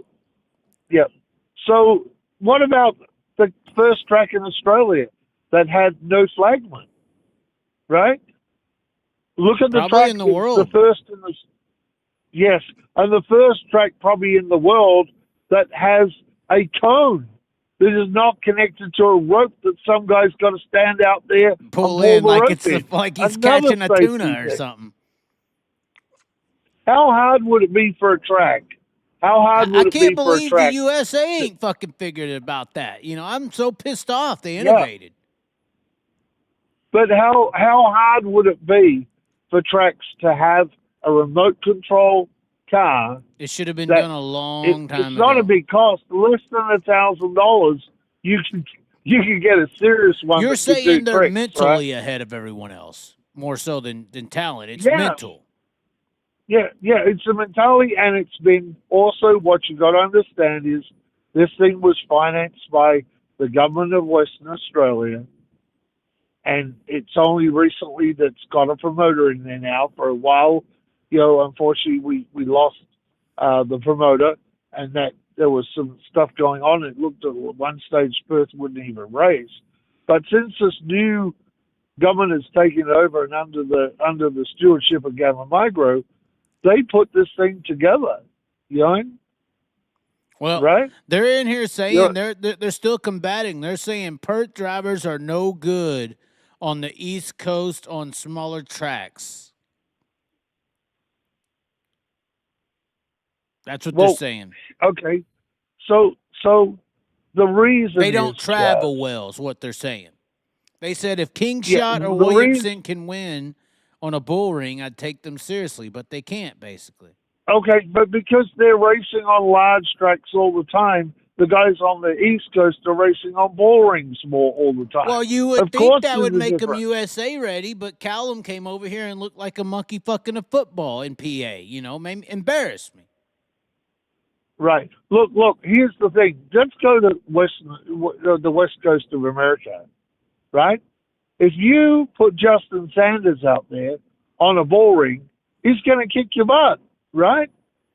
Okay. Where he used to struggle on half miles, and really in sprint car racing in California, they don't race on any half miles because They don't regularly go down to Pedersen, right? Sanders adapted to bigger tracks pretty quickly. I mean, his first Yes, he Knoxville did. Nationals, Yes, he he did. made the main. But when you're racing in Perth and you're racing on large tracks and you're not on bull rings very often, yes, they do go to smaller tracks, the sprint cars occasionally, right? Mm-hmm. But predominantly they race on bigger tracks. Predominantly on the East Coast, they race on bull rings. This is not about who's the best drivers, right? This is who has the best facility to run the who's trying to progress the sport the best. Yeah, this is what is, and when some promoters can get wind of the way it's going and start acting that way, then they can elevate their racetrack. As a fan of racing, right? I would like to see the East Coast tracks elevate their thing because that's good for the sport across the nation. Well, and that's what Sydney was supposed to be. I got to pee real quick. Can you fill us on any info on that Sydney situation? If you can't, tell us why. No, I can't. Oh, come on. What about the Classic? No, Does the Classic matter? Does the Classic matter to WA people? Yes. And WA cars go over the Classic all the time, right? They've always gone to the Classic. Yeah? They've always gone to the Classic. Not saying the Perth people don't respect East Coast racing, but the East Coast needs to step up. Like visually, if you're gonna spend and pay, we know it's 100,000 to win, so it's 2,000 to start. So it's more like a $200,000 race for the Monday night deal. You want to put that on the best track you can. And I really hope my hope was originally when Sydney Speedway opened that would elevate the racing on the East Coast. And they're trying. They've been behind the eight ball, where they had to start from. But I think they're making gains there. It's just making it visual and someone to come in like Kwinana has done with the construction company and the pavement company that's come in there and done that work. So it's needing to find a sponsor. I know sponsors are hard to come by. I've tried to win racing myself, so I know how hard they are to come by. So therefore, if the East Coast of Australia could find sponsors, find and promoters that want to elevate the sport to the next level and be the next Kwinana. I'd love to see a track in Australia knock Kwinana off the perch because it's good for all Australian sport. But you're just saying everybody else is so far behind, basically. Right, but I'm just saying the want to do it, Chaz. The want to do it, right? And if you have not traveled outside of Australia for sprint car racing, some of the premium tracks that are on the series for World of Outlaws and some of High Limit, those tracks a D grade track in Australia at the most, right? So for the Australian people that don't understand where the sports come from, of course, when Brad Sweet and Carl Larson look at Kwinana, they see that, oh wow, look how a high limit race would look on this. It's the visual, and there's going to be a lot of Americans watching this, and I think the ones that haven't already seen last year's stuff are going to be blown away by the presentation of the track. And that's what I'm saying. And the track, it is a perfect sprint car track, let's be honest. It really is. The whole venue, though, Chaz, with the drag racing, I remember when there was Wednesday night practice racing, practices on Wednesday night, you could stand on the midway. The top of the fucking grandstands. Yeah. Stands, and you could turn your head one way and watch the sprint cars. Like, literally, the seats would be 20 feet from you if you were standing maybe 30 feet. If you're standing in the middle of the road. You just turn around, walk back, and see you're on the fucking starter's tree. Most 30 amazing feet view ever. the other way. Yep, you're on the drag thing. So it's just the whole venue is the sort of class venue, not just because I'm from Perth, but that's the best place to run the high limit if you want to highlight it and you want to do something maybe to try and find it, a corporate sponsor. Maybe Brad Sweet and Carl Lesson were looking at this as to bring in a corporate sponsor to pay for this whole high limit thing when they run a series, right? So do you want to do it on a track that doesn't look good, or do you want to do it on one that looks like, looks like the best thing in the world, right? Clean, and I hate to say this, look more like a NASCAR track, right? Yeah. All NASCAR tracks on the as much as we don't like NASCAR, right? Specifically, right? But they do race on premium tracks, right? Their tracks present well under lights, and this is what I think. This is I haven't talked to Carl about it or Brad, but I think that's the way they're looking at this. This could be the way to go out and find a corporate sponsor to make their international series bigger going forward. Whether that happens next year and it's just, again, a one event in Perth, or whether it extends out to across the country. Now, if they take it to 3 or 5 rounds, then the whole game changes as to what happened this year with the Speedweek East and the Speedweek West. Wouldn't happen next year, because they'd have to all play to play, because they know those drivers are going to go on a 5-round tour. Somebody just said Sydney stuffed up when they gave slush fund government money to their non-speedway mates to build a track, and they had no idea. It was a punch in the face. That was a whole mismanagement deal, right? Is there something to that? Is there some kind of underground money moving type of thing that happened there? No, I think it was just funded by the government. But here, let me tell you, Chaz, we all talk about how good Kwinana is. Let me tell you, when Kwinana opened, straight up, the worst surface I've ever raced on for a long, long time. It was like that. Wow. Sludgy, greasy, black clay that they had, riverbed clay. And they've replaced the clay down there since, because it was just horrible. You couldn't do anything with it. And we raced like production sedans and so forth, those cars did not handle that surface very well back in the day. So it's been a process. It's been a process, yeah. It's 25 years of being a process to get where it is now, right? But along the way, the government put that in there, and then, Carmigro had to work with what he had, till they could get through and replace the dirt. But the surface was not good in the early days, right? But it's got progressively better, and now it's, the number one venue. But it wasn't like that 25 years ago, let me tell you.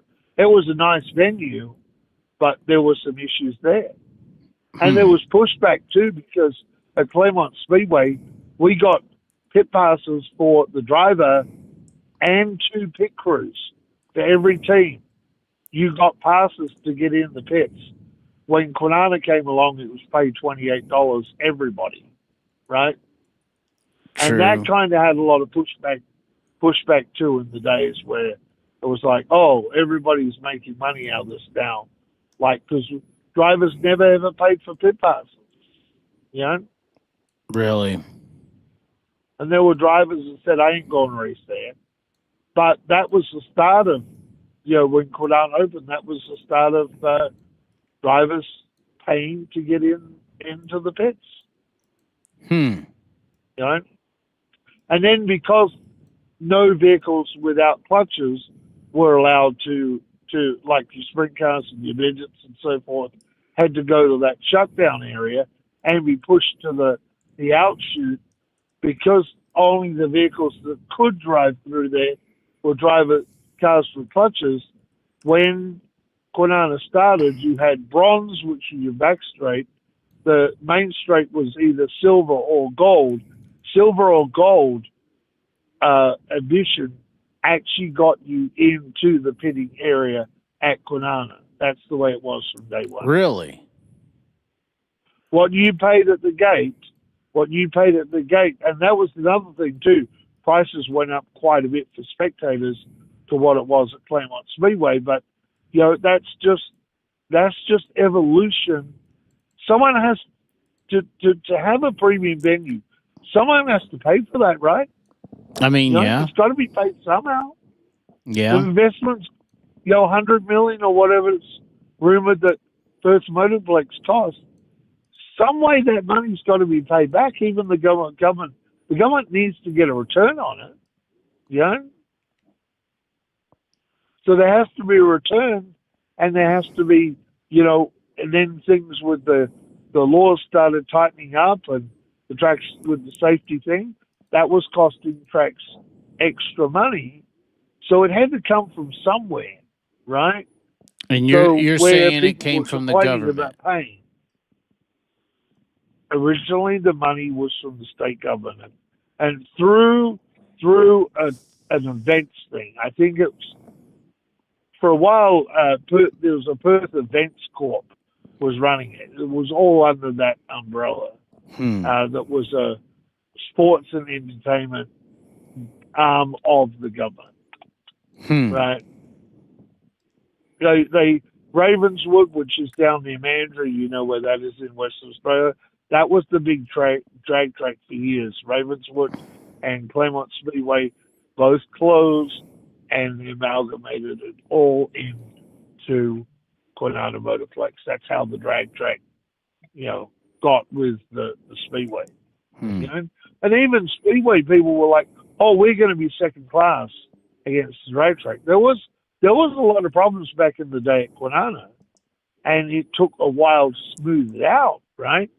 So thinking it's plain sailing and it all just came together, it wasn't like that. As much as people probably don't want to hear that, that was reality the way it is. Now for Sydney, they're going through some of the reality that the Motorplex has, the Motorplex, they're going through the same reality that the Motorplex went through 25 years ago. And there's going to be challenges.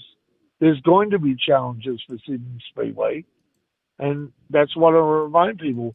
The Motorplex just didn't come where 2024 and 25 is. They were back in the days had issues like Sydney Speedway, right? And this is what's happening at Sydney is a carbon copy of what happened at Kwinana. Really? Yeah, absolutely. It's 23 years on reincarnation. And look, let me tell you, it will sort itself out. Sydney will be, but I want to see a track rival Kwinana, and the reason I want to do that is because I think it's for the good of Australian Speedway. You think so? Everybody should join together like that guy's going, oh, yeah. Everybody should join together and embrace it and have, I'd like to see 10 tracks like Kwinana in Australia, right? You think that's for the best? I think that's for the best of the sport. Why does NASCAR have all these premium tracks? Because they have to promote premium tracks to be, as we call it in America, the number one oval track sport. True. As much as we would like our dirt track sprint car racing to be number one, it's not that NASCAR is the number one oval track sport. Now, obviously, Australia doesn't have to compete with another oval track division like NASCAR. All the big divisions over there Brett Fisher's followed up and said, "What I have seen and read, people in the dirt track know we're refused for knowledge and left the government chosen contractors to get it wrong." I did hear that. I heard that Perth tried to be a part of the building of Sydney and it was rejected. Right. That's why people think it was a hit job. That's why people think it was about hiding money. Every time you do something with government, there's always going to be mismanagement, right? Here in Modesto, we built a brand new freeway. It was built by the city of Modesto, handed over to Caltrans, and it's been a disaster. And we had a ribbon cut and couldn't use it for 6 months after because they had to fix all the problems with electrical, drainage.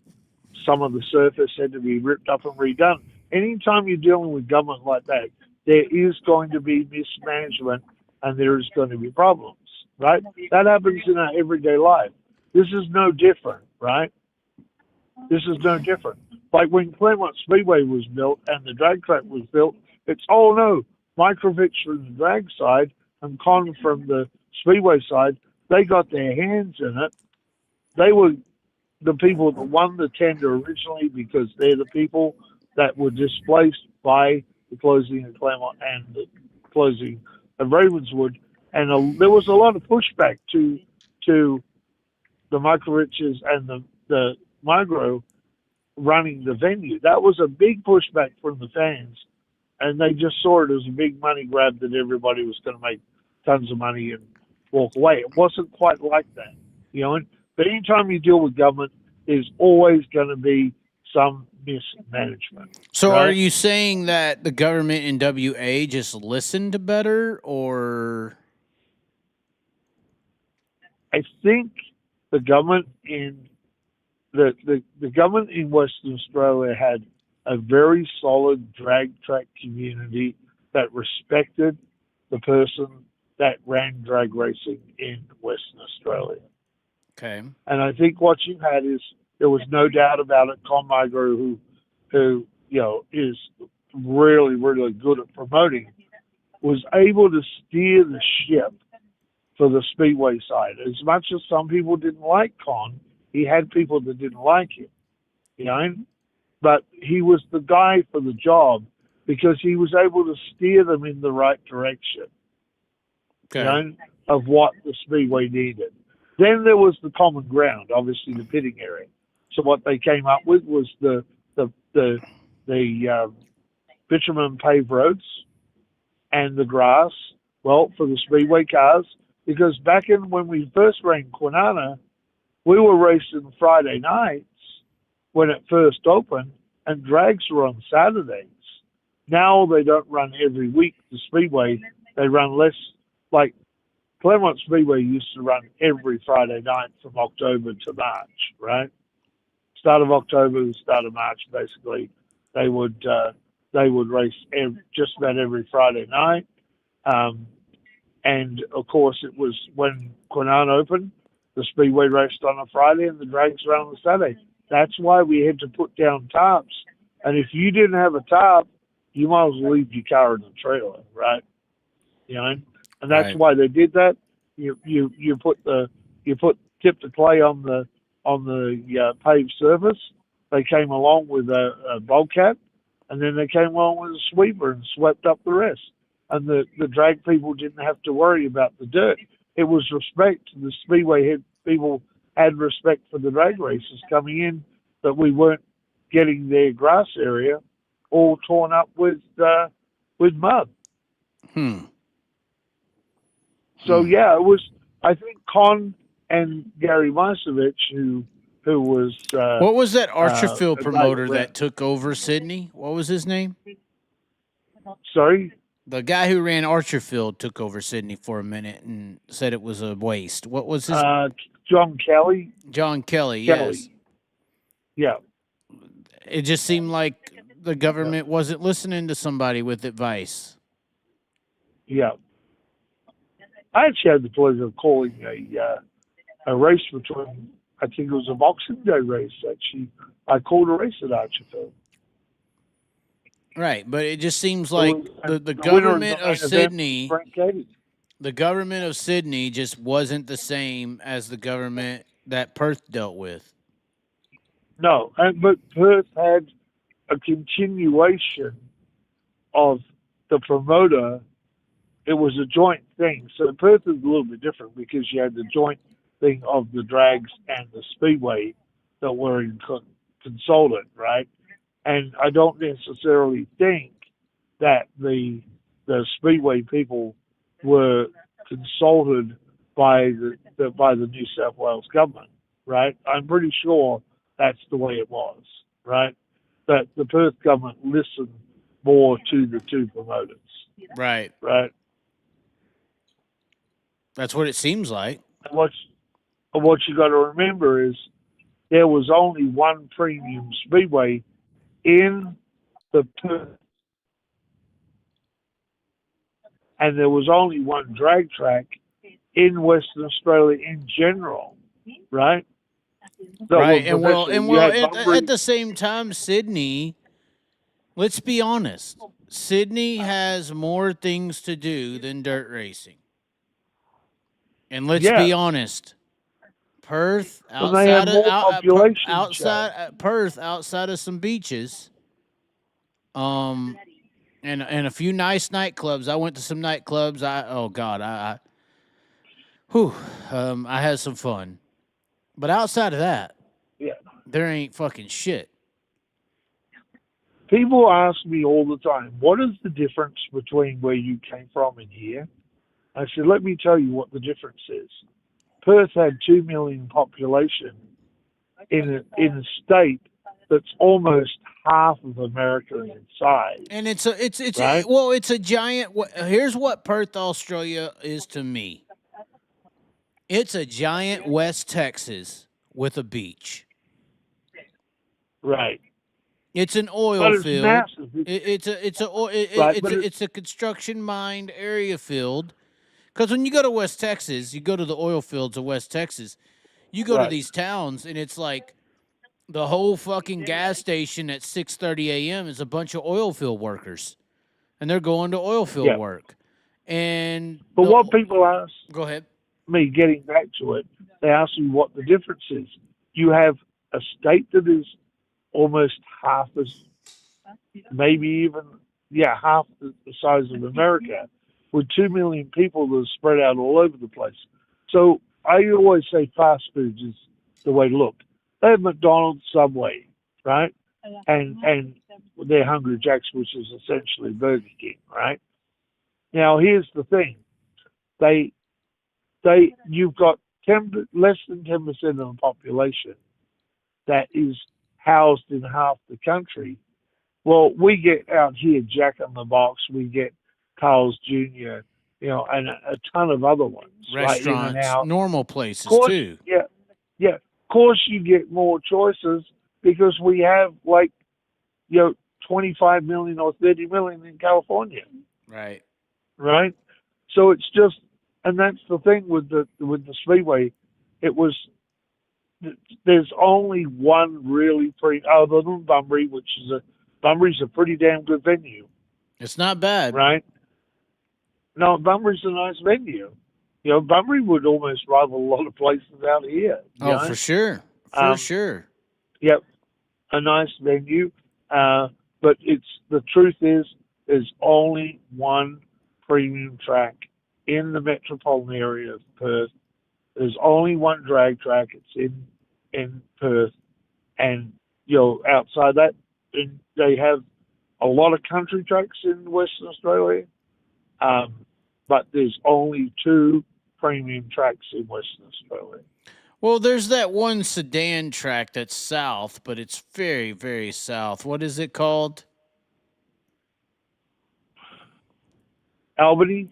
The Well Town. Correct. There's Esperance up in Kalgoorlie, Albany, Collie, which is near Bunbury, Ellenbrook Speedway, Morris Speedway, and then you go on from Geraldton. Then there's a couple of really nice places up in the north of Western Australia, Port Hedland and places like that. But those tracks are nothing. They're like, they don't even rate. They be like against in comparison. In comparison, they're an E, right? Yeah. Yeah, I thought Albany was pretty good, but those tracks are more like a Tulare, which is or borderline, you know, or the regular tracks, you know. Yeah, the regular tracks. So, but Western Australia, their flagship thing is the Motorplex. Yeah. Well, in Australia's flagship place should be the Motorplex. I think that's your point. And that's why I think Brad Sweet and Brad was blown away by it, right? So obviously that's why. Yeah, if you go there, it's pretty astounding how good it actually is. You know, it is. I'm kind of pretty surprised astounding. they didn't fit Carl Larson in a speed car while he was over there. Quite surprised that never happened. I mean, it is a big track. You know, I mean, it is dangerous, I guess you could call it. In that aspect, you know, if a midget went big, which it could, if a midget goes big at Perth, it's gonna be fucking big. You know, it's not gonna be small. Yeah. And they've had some big ones. Yeah, they had some big ones. At Claremont. I can tell you, they had some huge ones. Keith Mann was one of them. In Perth, Tommy Watson Jr. that ended his Speedway career at Claremont Speedway. We're lucky he's still with us. I saw that crash one night. You know, Jeff Pilgrim took some big ones at Claremont Speedway. You know, and you know, over the time. But you know, Perth's been pretty lucky with fatalities. Most of the fatalities that even Claremont Speedway had were actual motorcycles and sidecars. You know. Well, fuck, I would imagine. You know, I mean, because they ran back in the day. The sidecars and solos at Claremont Speedway ran on the Claremont Speedway. There was no infield track. You know. They tried running Speedway motorcycles at Kwinana. They ran them on the big track at one stage. Then they were running them on the infield, that push-off area where the sprint cars used to push off. They would, like what they used to do back in the day at Claremont, they ran solos, sidecars, Formula 500 speed cars, and sprint cars on the same program, and sedans. And they ran them on the same program. The solos would do most of their racing before the halftime break, and they would be done before the halftime break, or they would run their main event straight after the halftime break. But they would run it before before the track got too messed up. Okay. But yeah, I mean, so they ran. Perth is not a slow track at all. I mean, it's fast. Claremont wasn't slow. Unfortunately, the problem with Claremont is it was in the middle of a residential area. It was the oldest continuing running speedway track in the world. I'm going to go use the restroom real quick, but I want you. What is Claremont Speedway? People don't know what that means. What is it? I'm listening to you, so keep talking. Explain it. What is Claremont? Because Claremont, most people hear it, they're like, "What the fuck is that?" I've never heard of it. Okay, so Claremont Speedway was the Kwinana of its day. Claremont Speedway was located, I'd probably say about 10 miles from Perth CBD. It was close to Fremantle.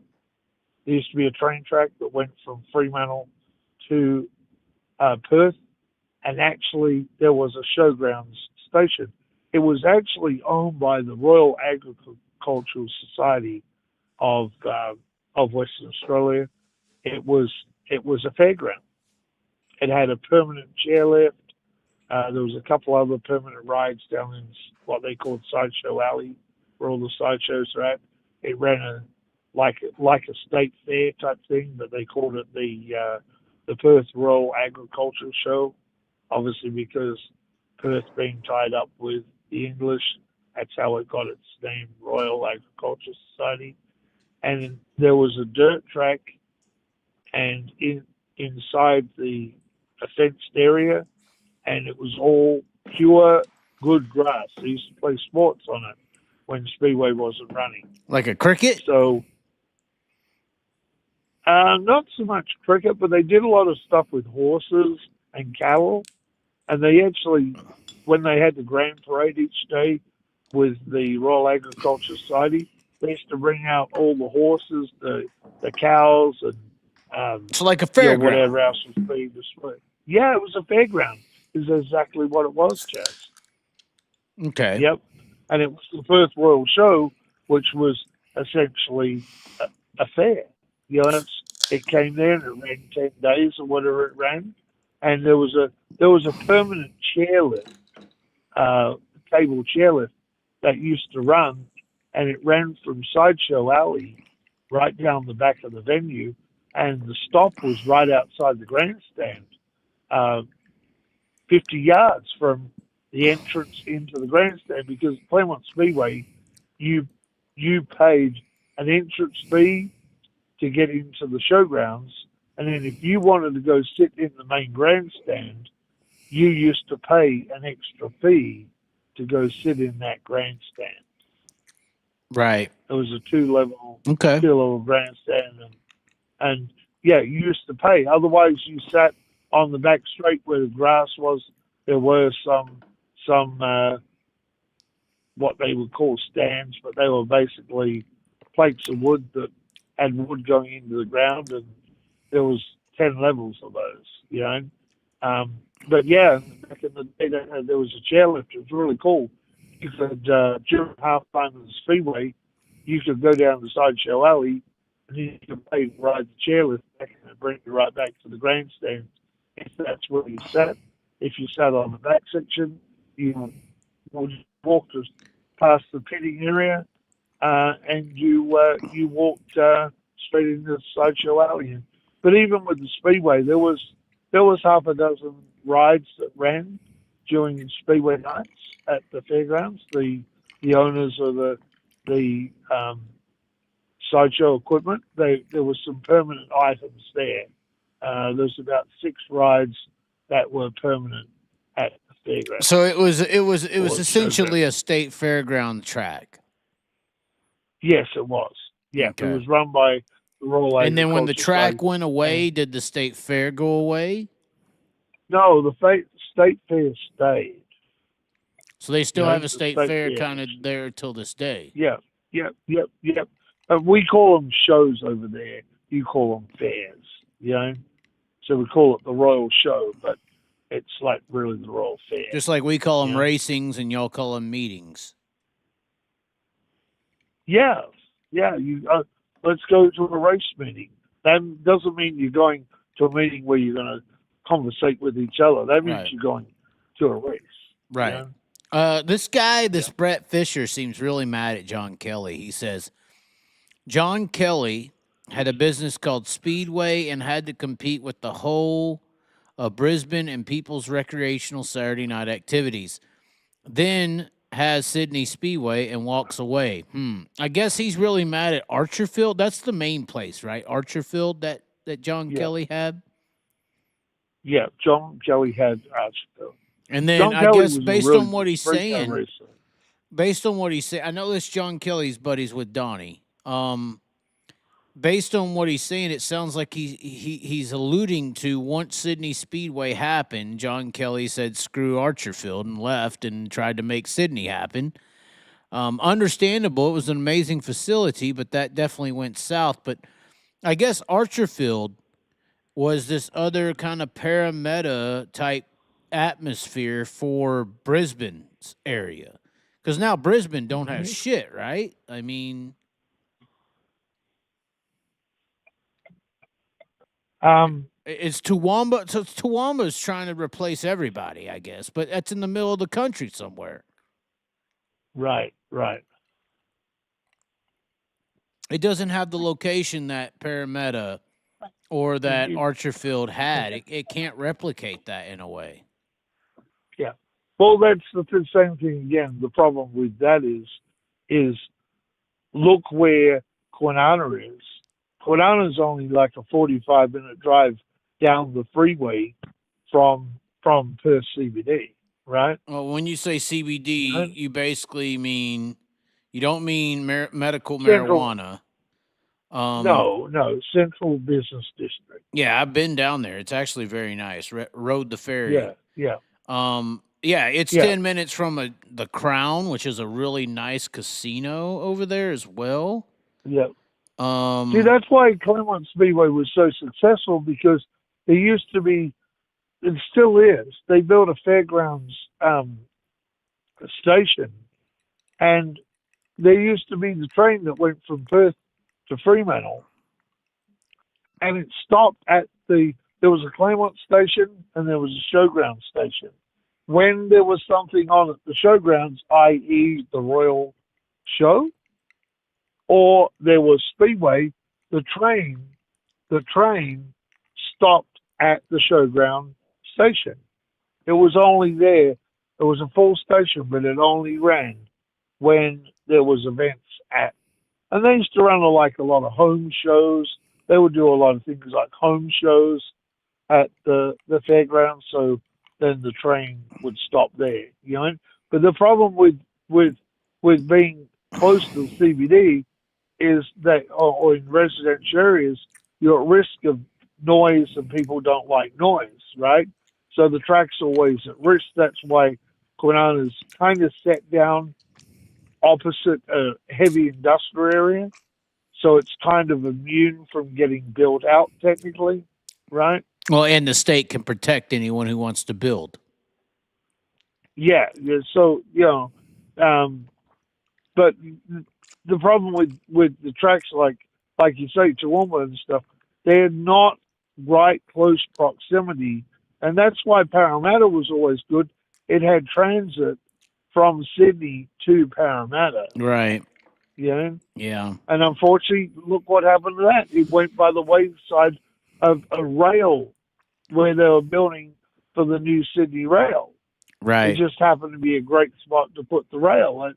That's what like Bunbury, for instance. Bunbury,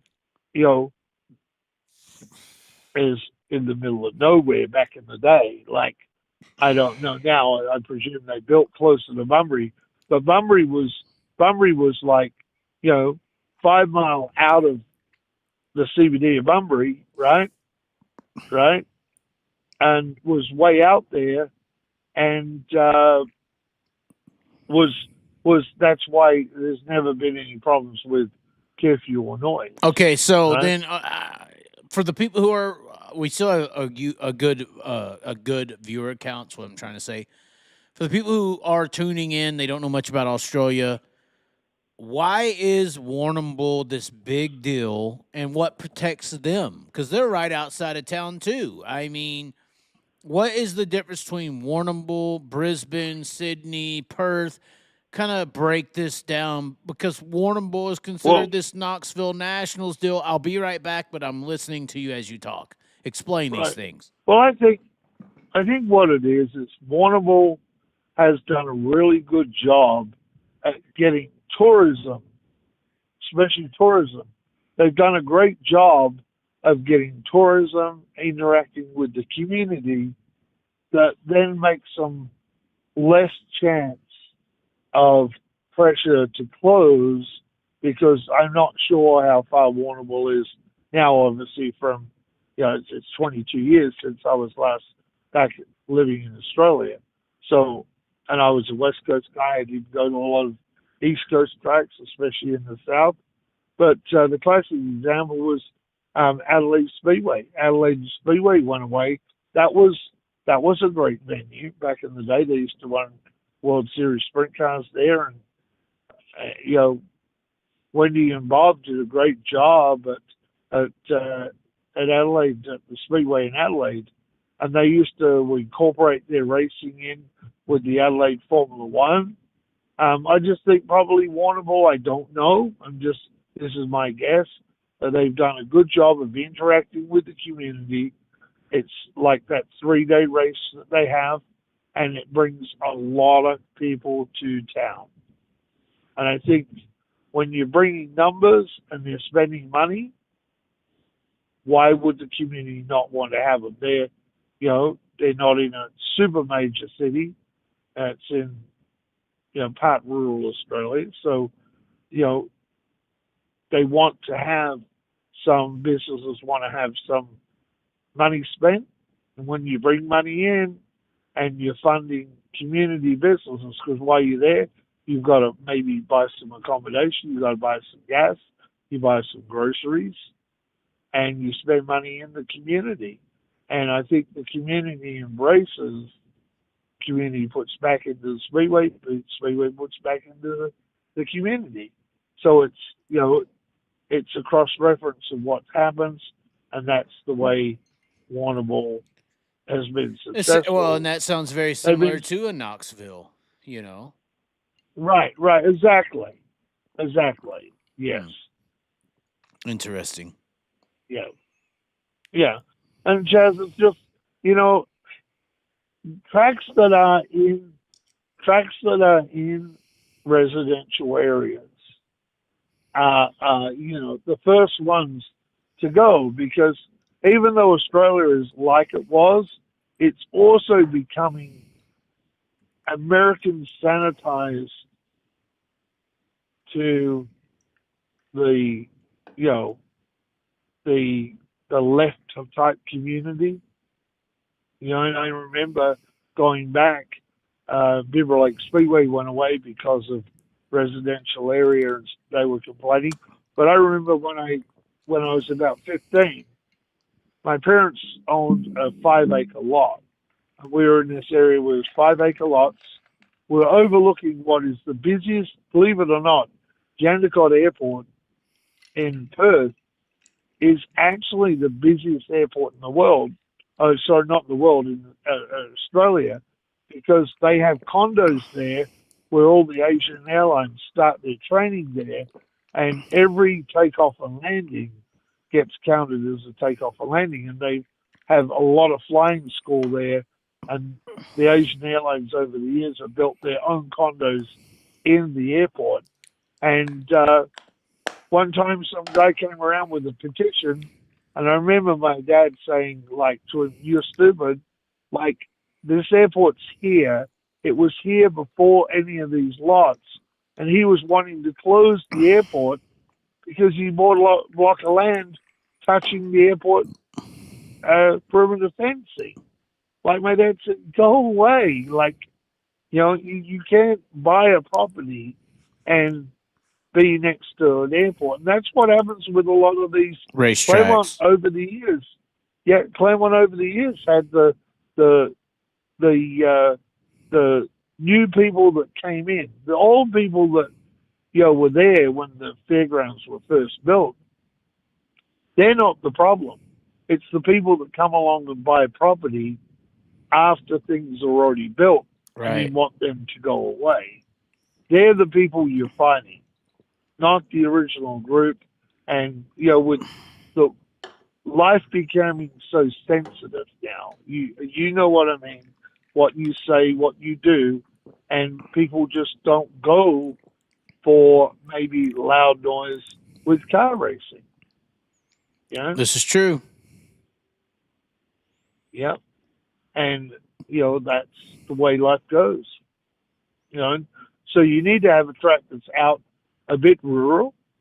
Like I said, Kwinana is in a very heavy industrial. It was placed there, though, by the government, technically, right? Right. It was placed there by the government, right in a big area where they do shipbuilding. BP has a huge refinery there. A huge refinery. So it's what are the big right companies that are there? I think that would surprise some people.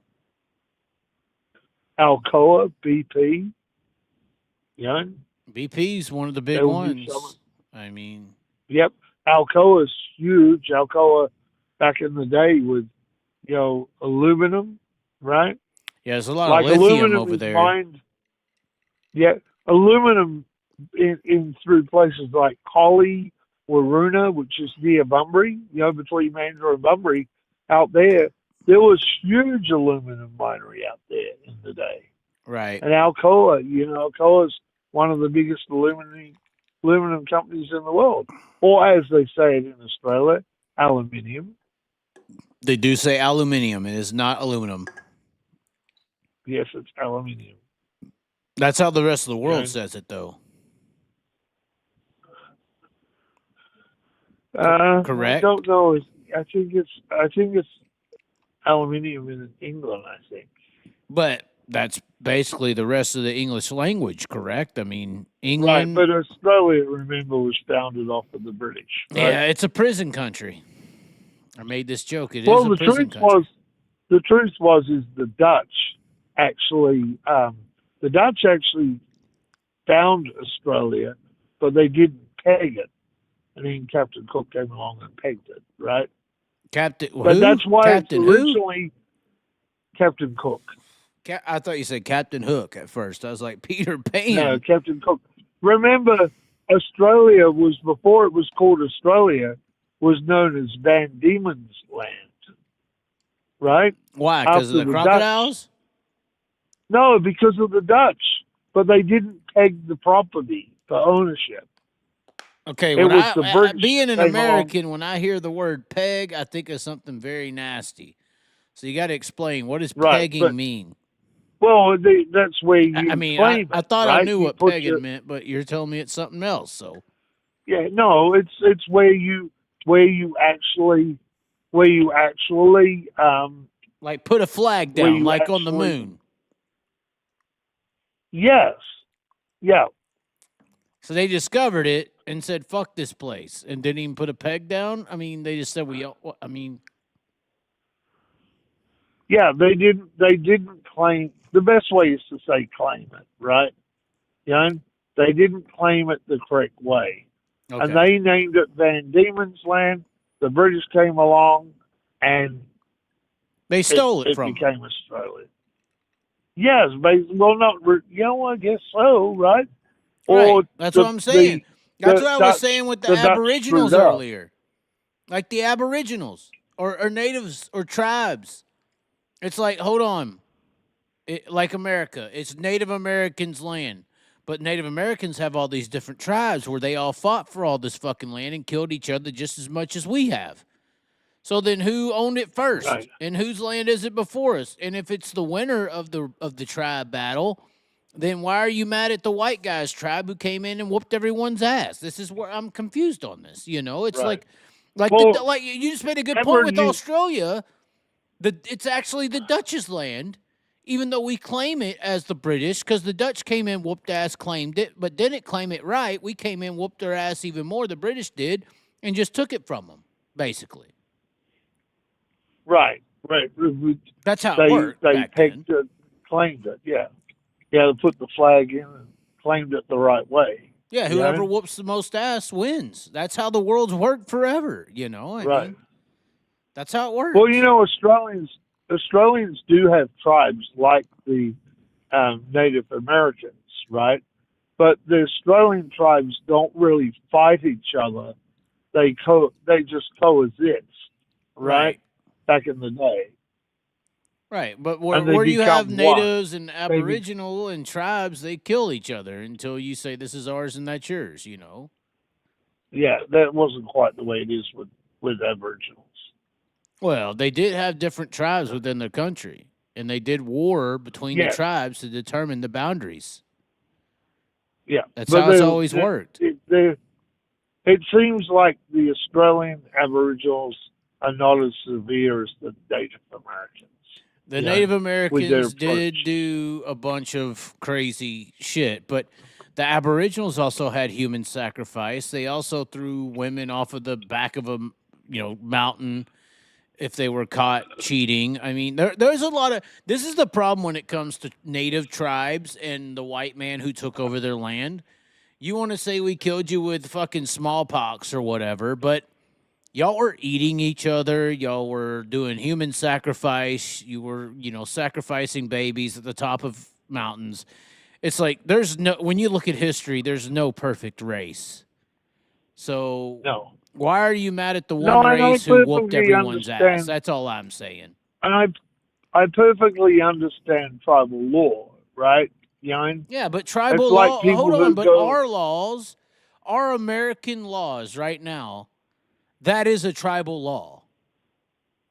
It is. Right. Like the Constitution of the United States is a tribal law. It's just the white guy's tribal law. It's like. Yeah. So, I mean, I understand you're trying to distinguish tribal law as like a native thing. I know what you were saying there. But I'm just saying, like, our laws and our constitutions and our evolved versions, they're only evolved versions because we won. We kicked everyone's ass. I mean, this is my problem with this. This is my problem with this whole native deal. I mean, and I get it. Like, we can be sympathetic. Obviously, we're sympathetic a lot. We're not saying we don't feel remorse for what the British did to the Australians or what, traditional white America did to the natives. But at the same time, when we're talking about rights and wrongs, everybody did fucking wrongs, Right. It's like the people, too. It's like the people that, travel overseas, commit offenses, and then the people want to defend them for whatever their punishment may be religiously or the country's laws. Right. I was reading today where there was, I think it was Malaysia, a guy got lashings and canes. Yeah. Because he was, and there was two girls that were together, and lesbian relationships are not allowed in that country. They're not permitted, right? Took lashes, and then there's groups out there trying to defend that.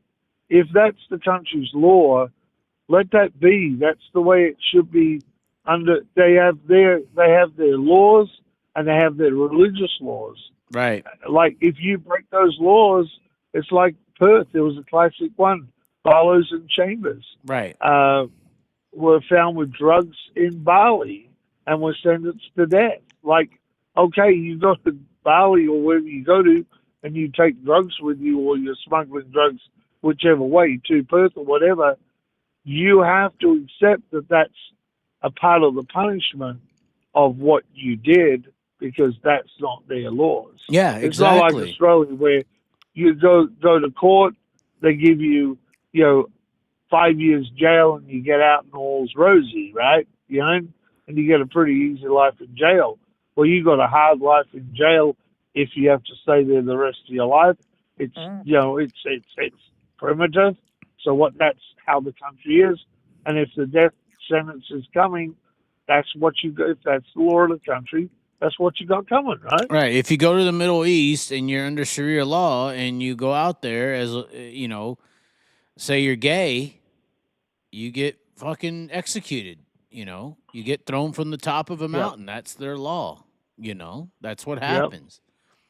Just like if you come here and kill somebody, if you come here and you kill somebody for XYZ, you get beheaded, you get killed, or you get thrown in prison. Some countries, look at our own white man traditionalism. There used to be legitimate duels. Legitimate duels. If somebody disrespected you, you could say, I challenge you to a duel, and you literally had to shoot at one another legally, and someone had to die. And that was normal. But that was the law. Look at the English side where they would have sword fights and things, right? Right? Right, on horses, and they would fight to the death, right? Yeah. But no one was immune. No one was immune back in the day to laws of social law or whatever law. Right. Henry VIII was beheaded, right?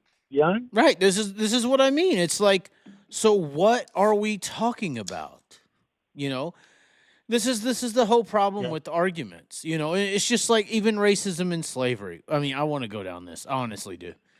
It's like the entire world was using a certain.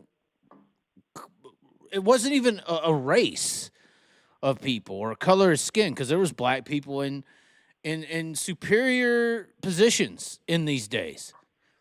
But there was a group of people that were determined, here is free labor. You buy these things, you get this operation from it. You know, it's like modern technology. You buy AI and you can use it however you want. If 300 years go from now and we develop, AI is its own entity and we can't use AI. I'm not saying that's very, dehumanizing to say it that way, but that's how it was. People back in that day did not view it as a negative thing. Like they try to say, like, George Washington's statue should come down because he was a slave owner. In that day, in that time, that was normalcy.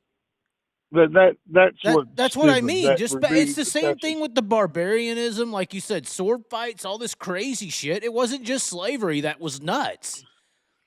It was a lot of shit that was nuts that we wouldn't accept as normal today. Hanging and beheadings back in the day were a common thing. Right. Right? Right. And weren't protested because you knew that an offense carried that penalty. Correct. Yeah. Correct. Yeah, we've become too soft nowadays. Well, we haven't become too soft. We've become too emotional. We got to have, like if we want to have, my thing would be, if we want to have common respect for the common person, then we need to have common respect for everything. We need to respect history and respect what it was. And it's hard to say respect some of these things because they're so barbaric and negative. But at the end of the day, there's some things that are really, really bad that we have to respect that happened, that we can't change, that we can't rectify, but we learn from. Obviously, our modern society is based around learning what was wrong and right throughout the entire history of the fucking world. Right. Period. Where we are today is based on learning from the mistakes of every human that ever lived. Period. Right. It's like, who discovered that sharks were dangerous first? It's like we learned from people finding out. We jump in their water, right? And we're in their domain, right? And then we want to kill the sharks and killing people, right? I'm not saying it like that. I'm just saying we're learning from the mistakes and what's wrong from the history of our existence. Yep. Somebody had to figure out that a rattlesnake was poisonous. Somebody figured that out, right? Like, we didn't know. There's this thing squiggling on the ground. Yeah. Is it bad? I don't know. Somebody a lot of people died to figure that out, Yep. I mean, that's just reality. So that's what I mean. And that's a very simplistic example, but it's the truth. Just like the finding out that the rattlesnake is deadly or that the shark can kill you and learning from those mistakes is the exact same thing as slavery, as all of these things. Yeah. We progressed to where we are. Let's get back to the topics on hand. Is the next? The topics are gone. We're 3 hours in. The topics took a trip. Yep. No, the topics are racing. I also want to clarify something for you. Oh God. You were on about the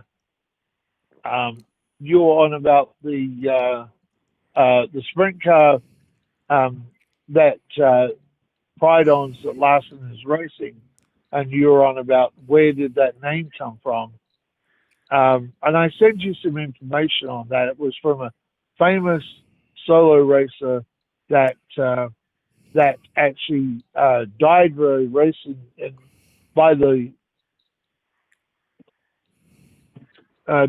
racing a solo bike in 1930, I believe, at the because before Claremont Speedway, the racing was done at the cricket ground in Perth. Okay. And there, actually, I believe the guy that's on that car, the company, is the grandson or the great grandson of Sig Shellum. Which so is? I think I sent you that information.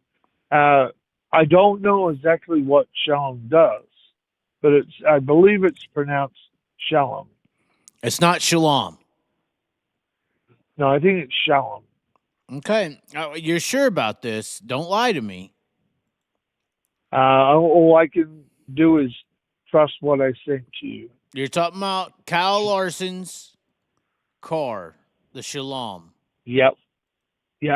They are descendants of the guy that raced a solo speedway bike and was killed in, I believe, 1930 or 1931. So you're saying when I said this, I disrespected an entire family? Well, I don't think you did it intentionally. But you know, I'd have to look up did. what that company company actually does. I didn't research that, you know, before I came online tonight, but I did send you some interesting reading on Sig Shellum. But I disrespected a deceased speedway bike racer, is what you're telling me now. No, I don't know if you disrespected. I just don't know that you were aware. I said it was Hanukkah. Yeah. Yeah. But let me tell you. Sounds pretty bad. That name Shellum was not an Australian name, because let me tell you, there are, unless you are Aboriginal, there are no Australian names. There are no Australian names unless you had an Aboriginal last name, because everybody came from somewhere where the country was settled 200 years ago. Correct. Right? So this is technically Shalom. I was right. Yeah. So the people that actually get upset and say, well, that, you know, that's not an Australian name. Neither is any of the names, right? Unless it's an Aboriginal name, then it is a native Australian name, because the Aboriginals were there first. Everybody else came to the country. You know, anybody that's white, Asian, Hispanic. You can't say Asian with Kyle Larson being on the screen, you know.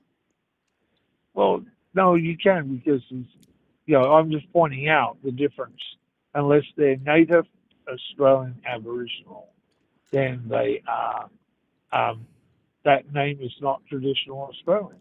Well, somebody said Shalom is not Jewish; it is actually Hebrew. So, is Kyle is that why it says Shalom, because he's sent as God's child? Most people consider Kyle God, you know. So, right. You know, there's people out there that believe that he is the second coming. He is the second coming of Jesus. Yes, he is the Messiah. The Larsonites believe that for sure. By the way, announcement on the show. USC just came back from 17 down and 1. I officially won $150 on DraftKings. I bet on USC as they were. USC wins the Las Vegas Bowl. Okay, perfect. I think Kyle is the third coming. The third. So who was the second? Trump? No, the second is Stewart. Tony Stewart? Foyt. Yeah, I think it goes Foyt, Stewart, Larson. Really? You skip Jeff Gordon altogether, huh? Jeff didn't race enough types of vehicles. That's a big one, huh? Right?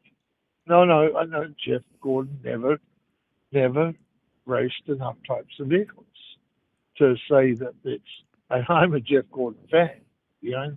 So was when he was racing, you know. But I think you have to look at the overall of racing, IndyCar, you know, sprint cars. Like Jeff Gordon did not do a lot of wing sprint car racing. Like, for instance, Foyt would drive anything, right? Stewart's pretty much drove anything, right, over his career, right? Yeah. And I think that's the way you have to do it. The order is Foyt, Stewart, Larson. So I think, like, Carl is the third coming, right? So he's like the Antichrist. I wouldn't say he's the Antichrist. If he destroys sprint car racing, saying he's going to save it, that's pretty much what Antichrist is supposed to do. I don't. The Antichrist is supposed to come back and say, I love you, and we're going to make everything better. And then, bam, destroys it all. I don't think he's making it worse. You sure? I think it's getting more exposure. Right? In what way, now, let's though? Look at Perth Motorplex, classic example. Well, I understand that, but Merced didn't have a crowd. What was that, Chaz? Merced didn't have a crowd. No, and it hasn't had a crowd, and that's a challenge. Right. So it's situational. Perth would have had a crowd with or without Kyle. You're saying that, you know, I mean, Merced ain't going to have a crowd with or without Kyle. I think the first time he was there was promoted more heavier. I don't know if it had the promotional stuff around it this time. You think it'll be a sellout at Perth? Well, they're close to sellouts. Normally, especially in the silver and gold side. Well, that's what I mean. Those seats look really, really healthy. I would say that would be. Who would have got more people at Perth? Kyle Larson or David Gravel?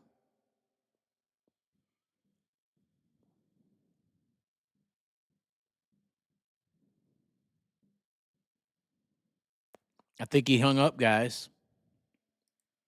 He hung up. He don't want to answer that question. He don't want to. We all know that David Gravel would have brought more people. We all know. Hold on, we're having to call him back. We're having to call him back, guys. Yeah, I lost you there somehow, Chaz. So who would hold bring on one a big, second. okay. Hold on one second, Chaz. Just 1 second here. Go down to the end. You gotta have a break. I just got to drop off mine. I'm on the left-hand side at the very end. Yeah, I'm just dropping off mine again. Oh shit! He's having to take a break, guys. We got him stumped. Although Gio Selzy is there.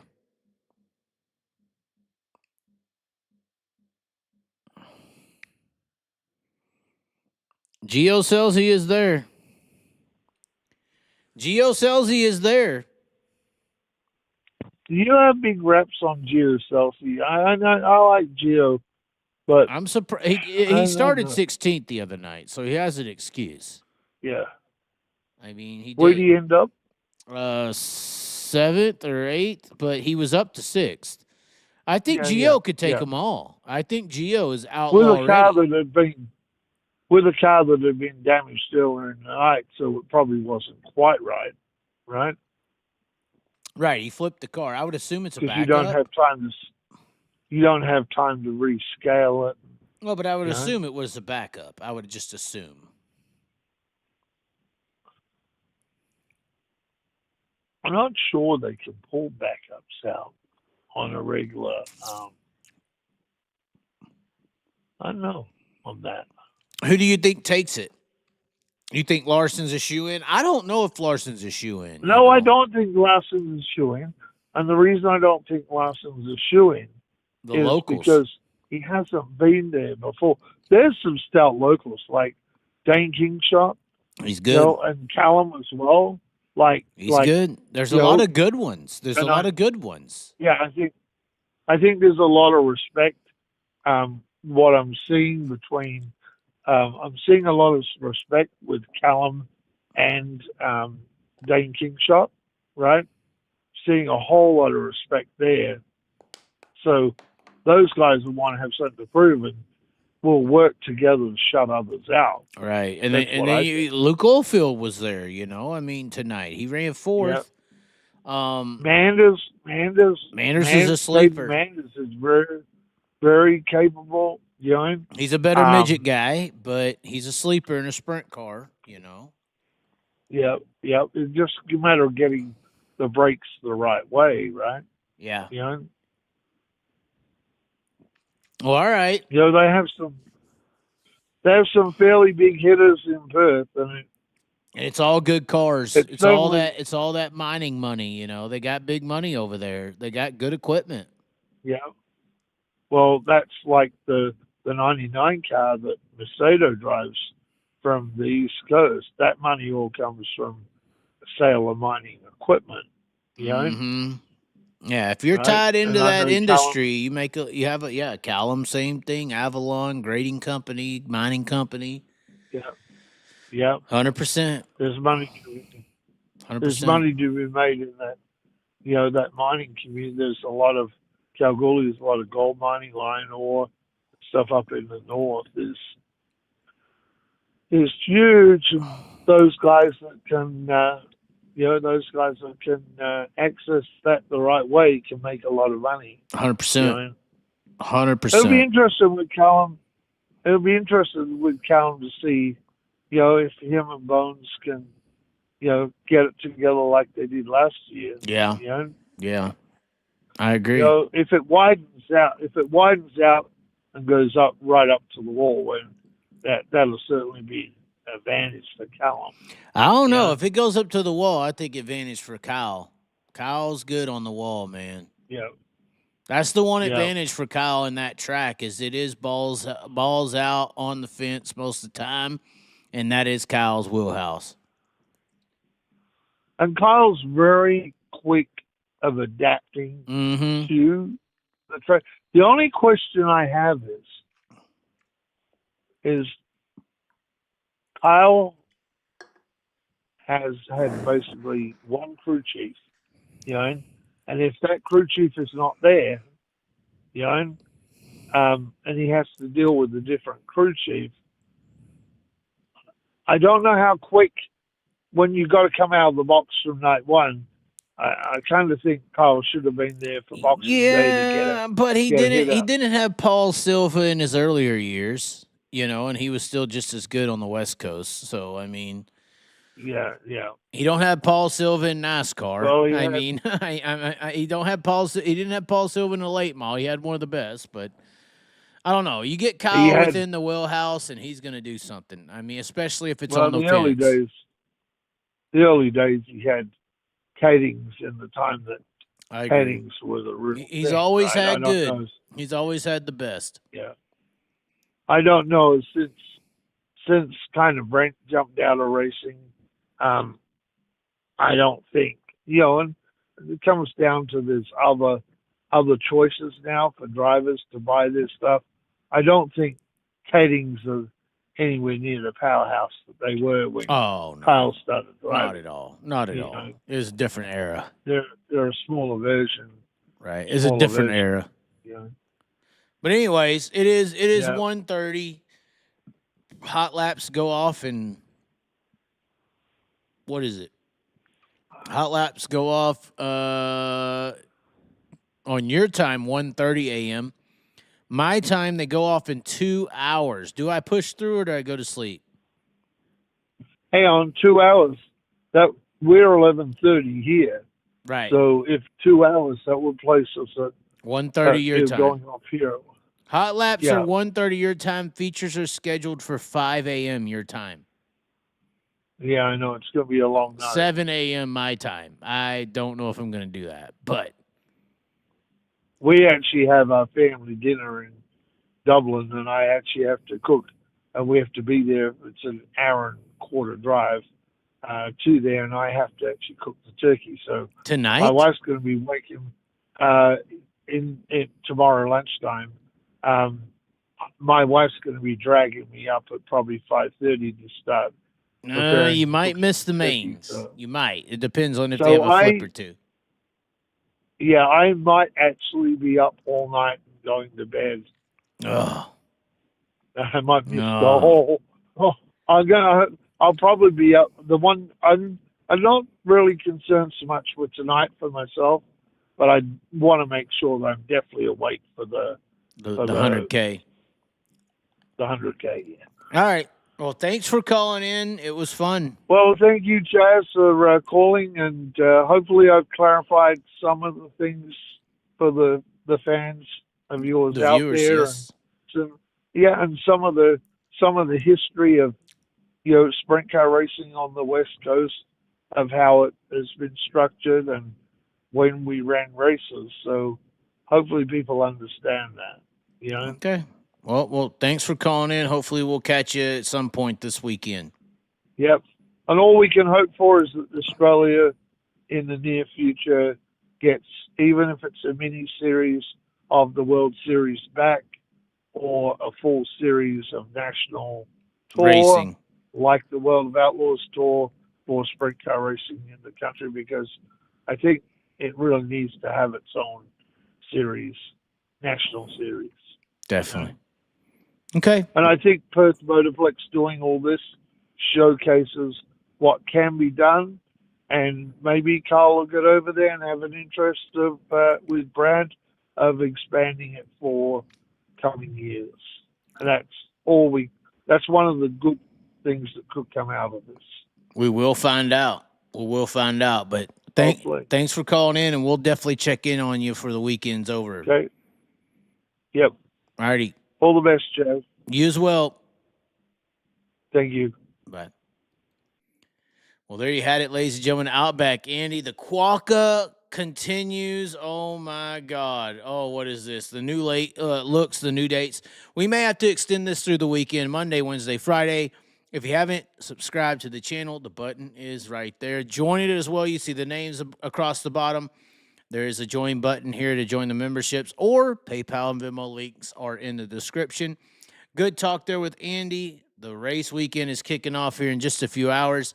I'm going to try to either go to sleep and wake up and watch it, or start up the old pot of coffee off to the side.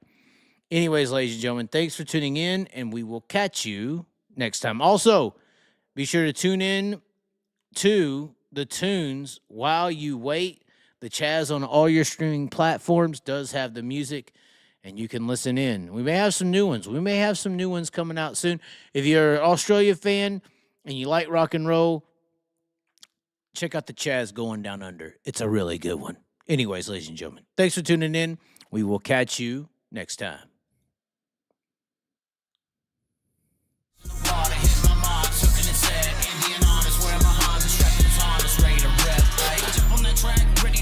Ready to rip, ready to reach. Place my bets, hey, you never know when playing on hopes what you could achieve. Making the goal, peace with the soul, don't matter the bottom with what you believe. Cause if I'm taking it all in, the calling is harder with nothing that's harder than free. Not giving up, no, don't trip, gotta go.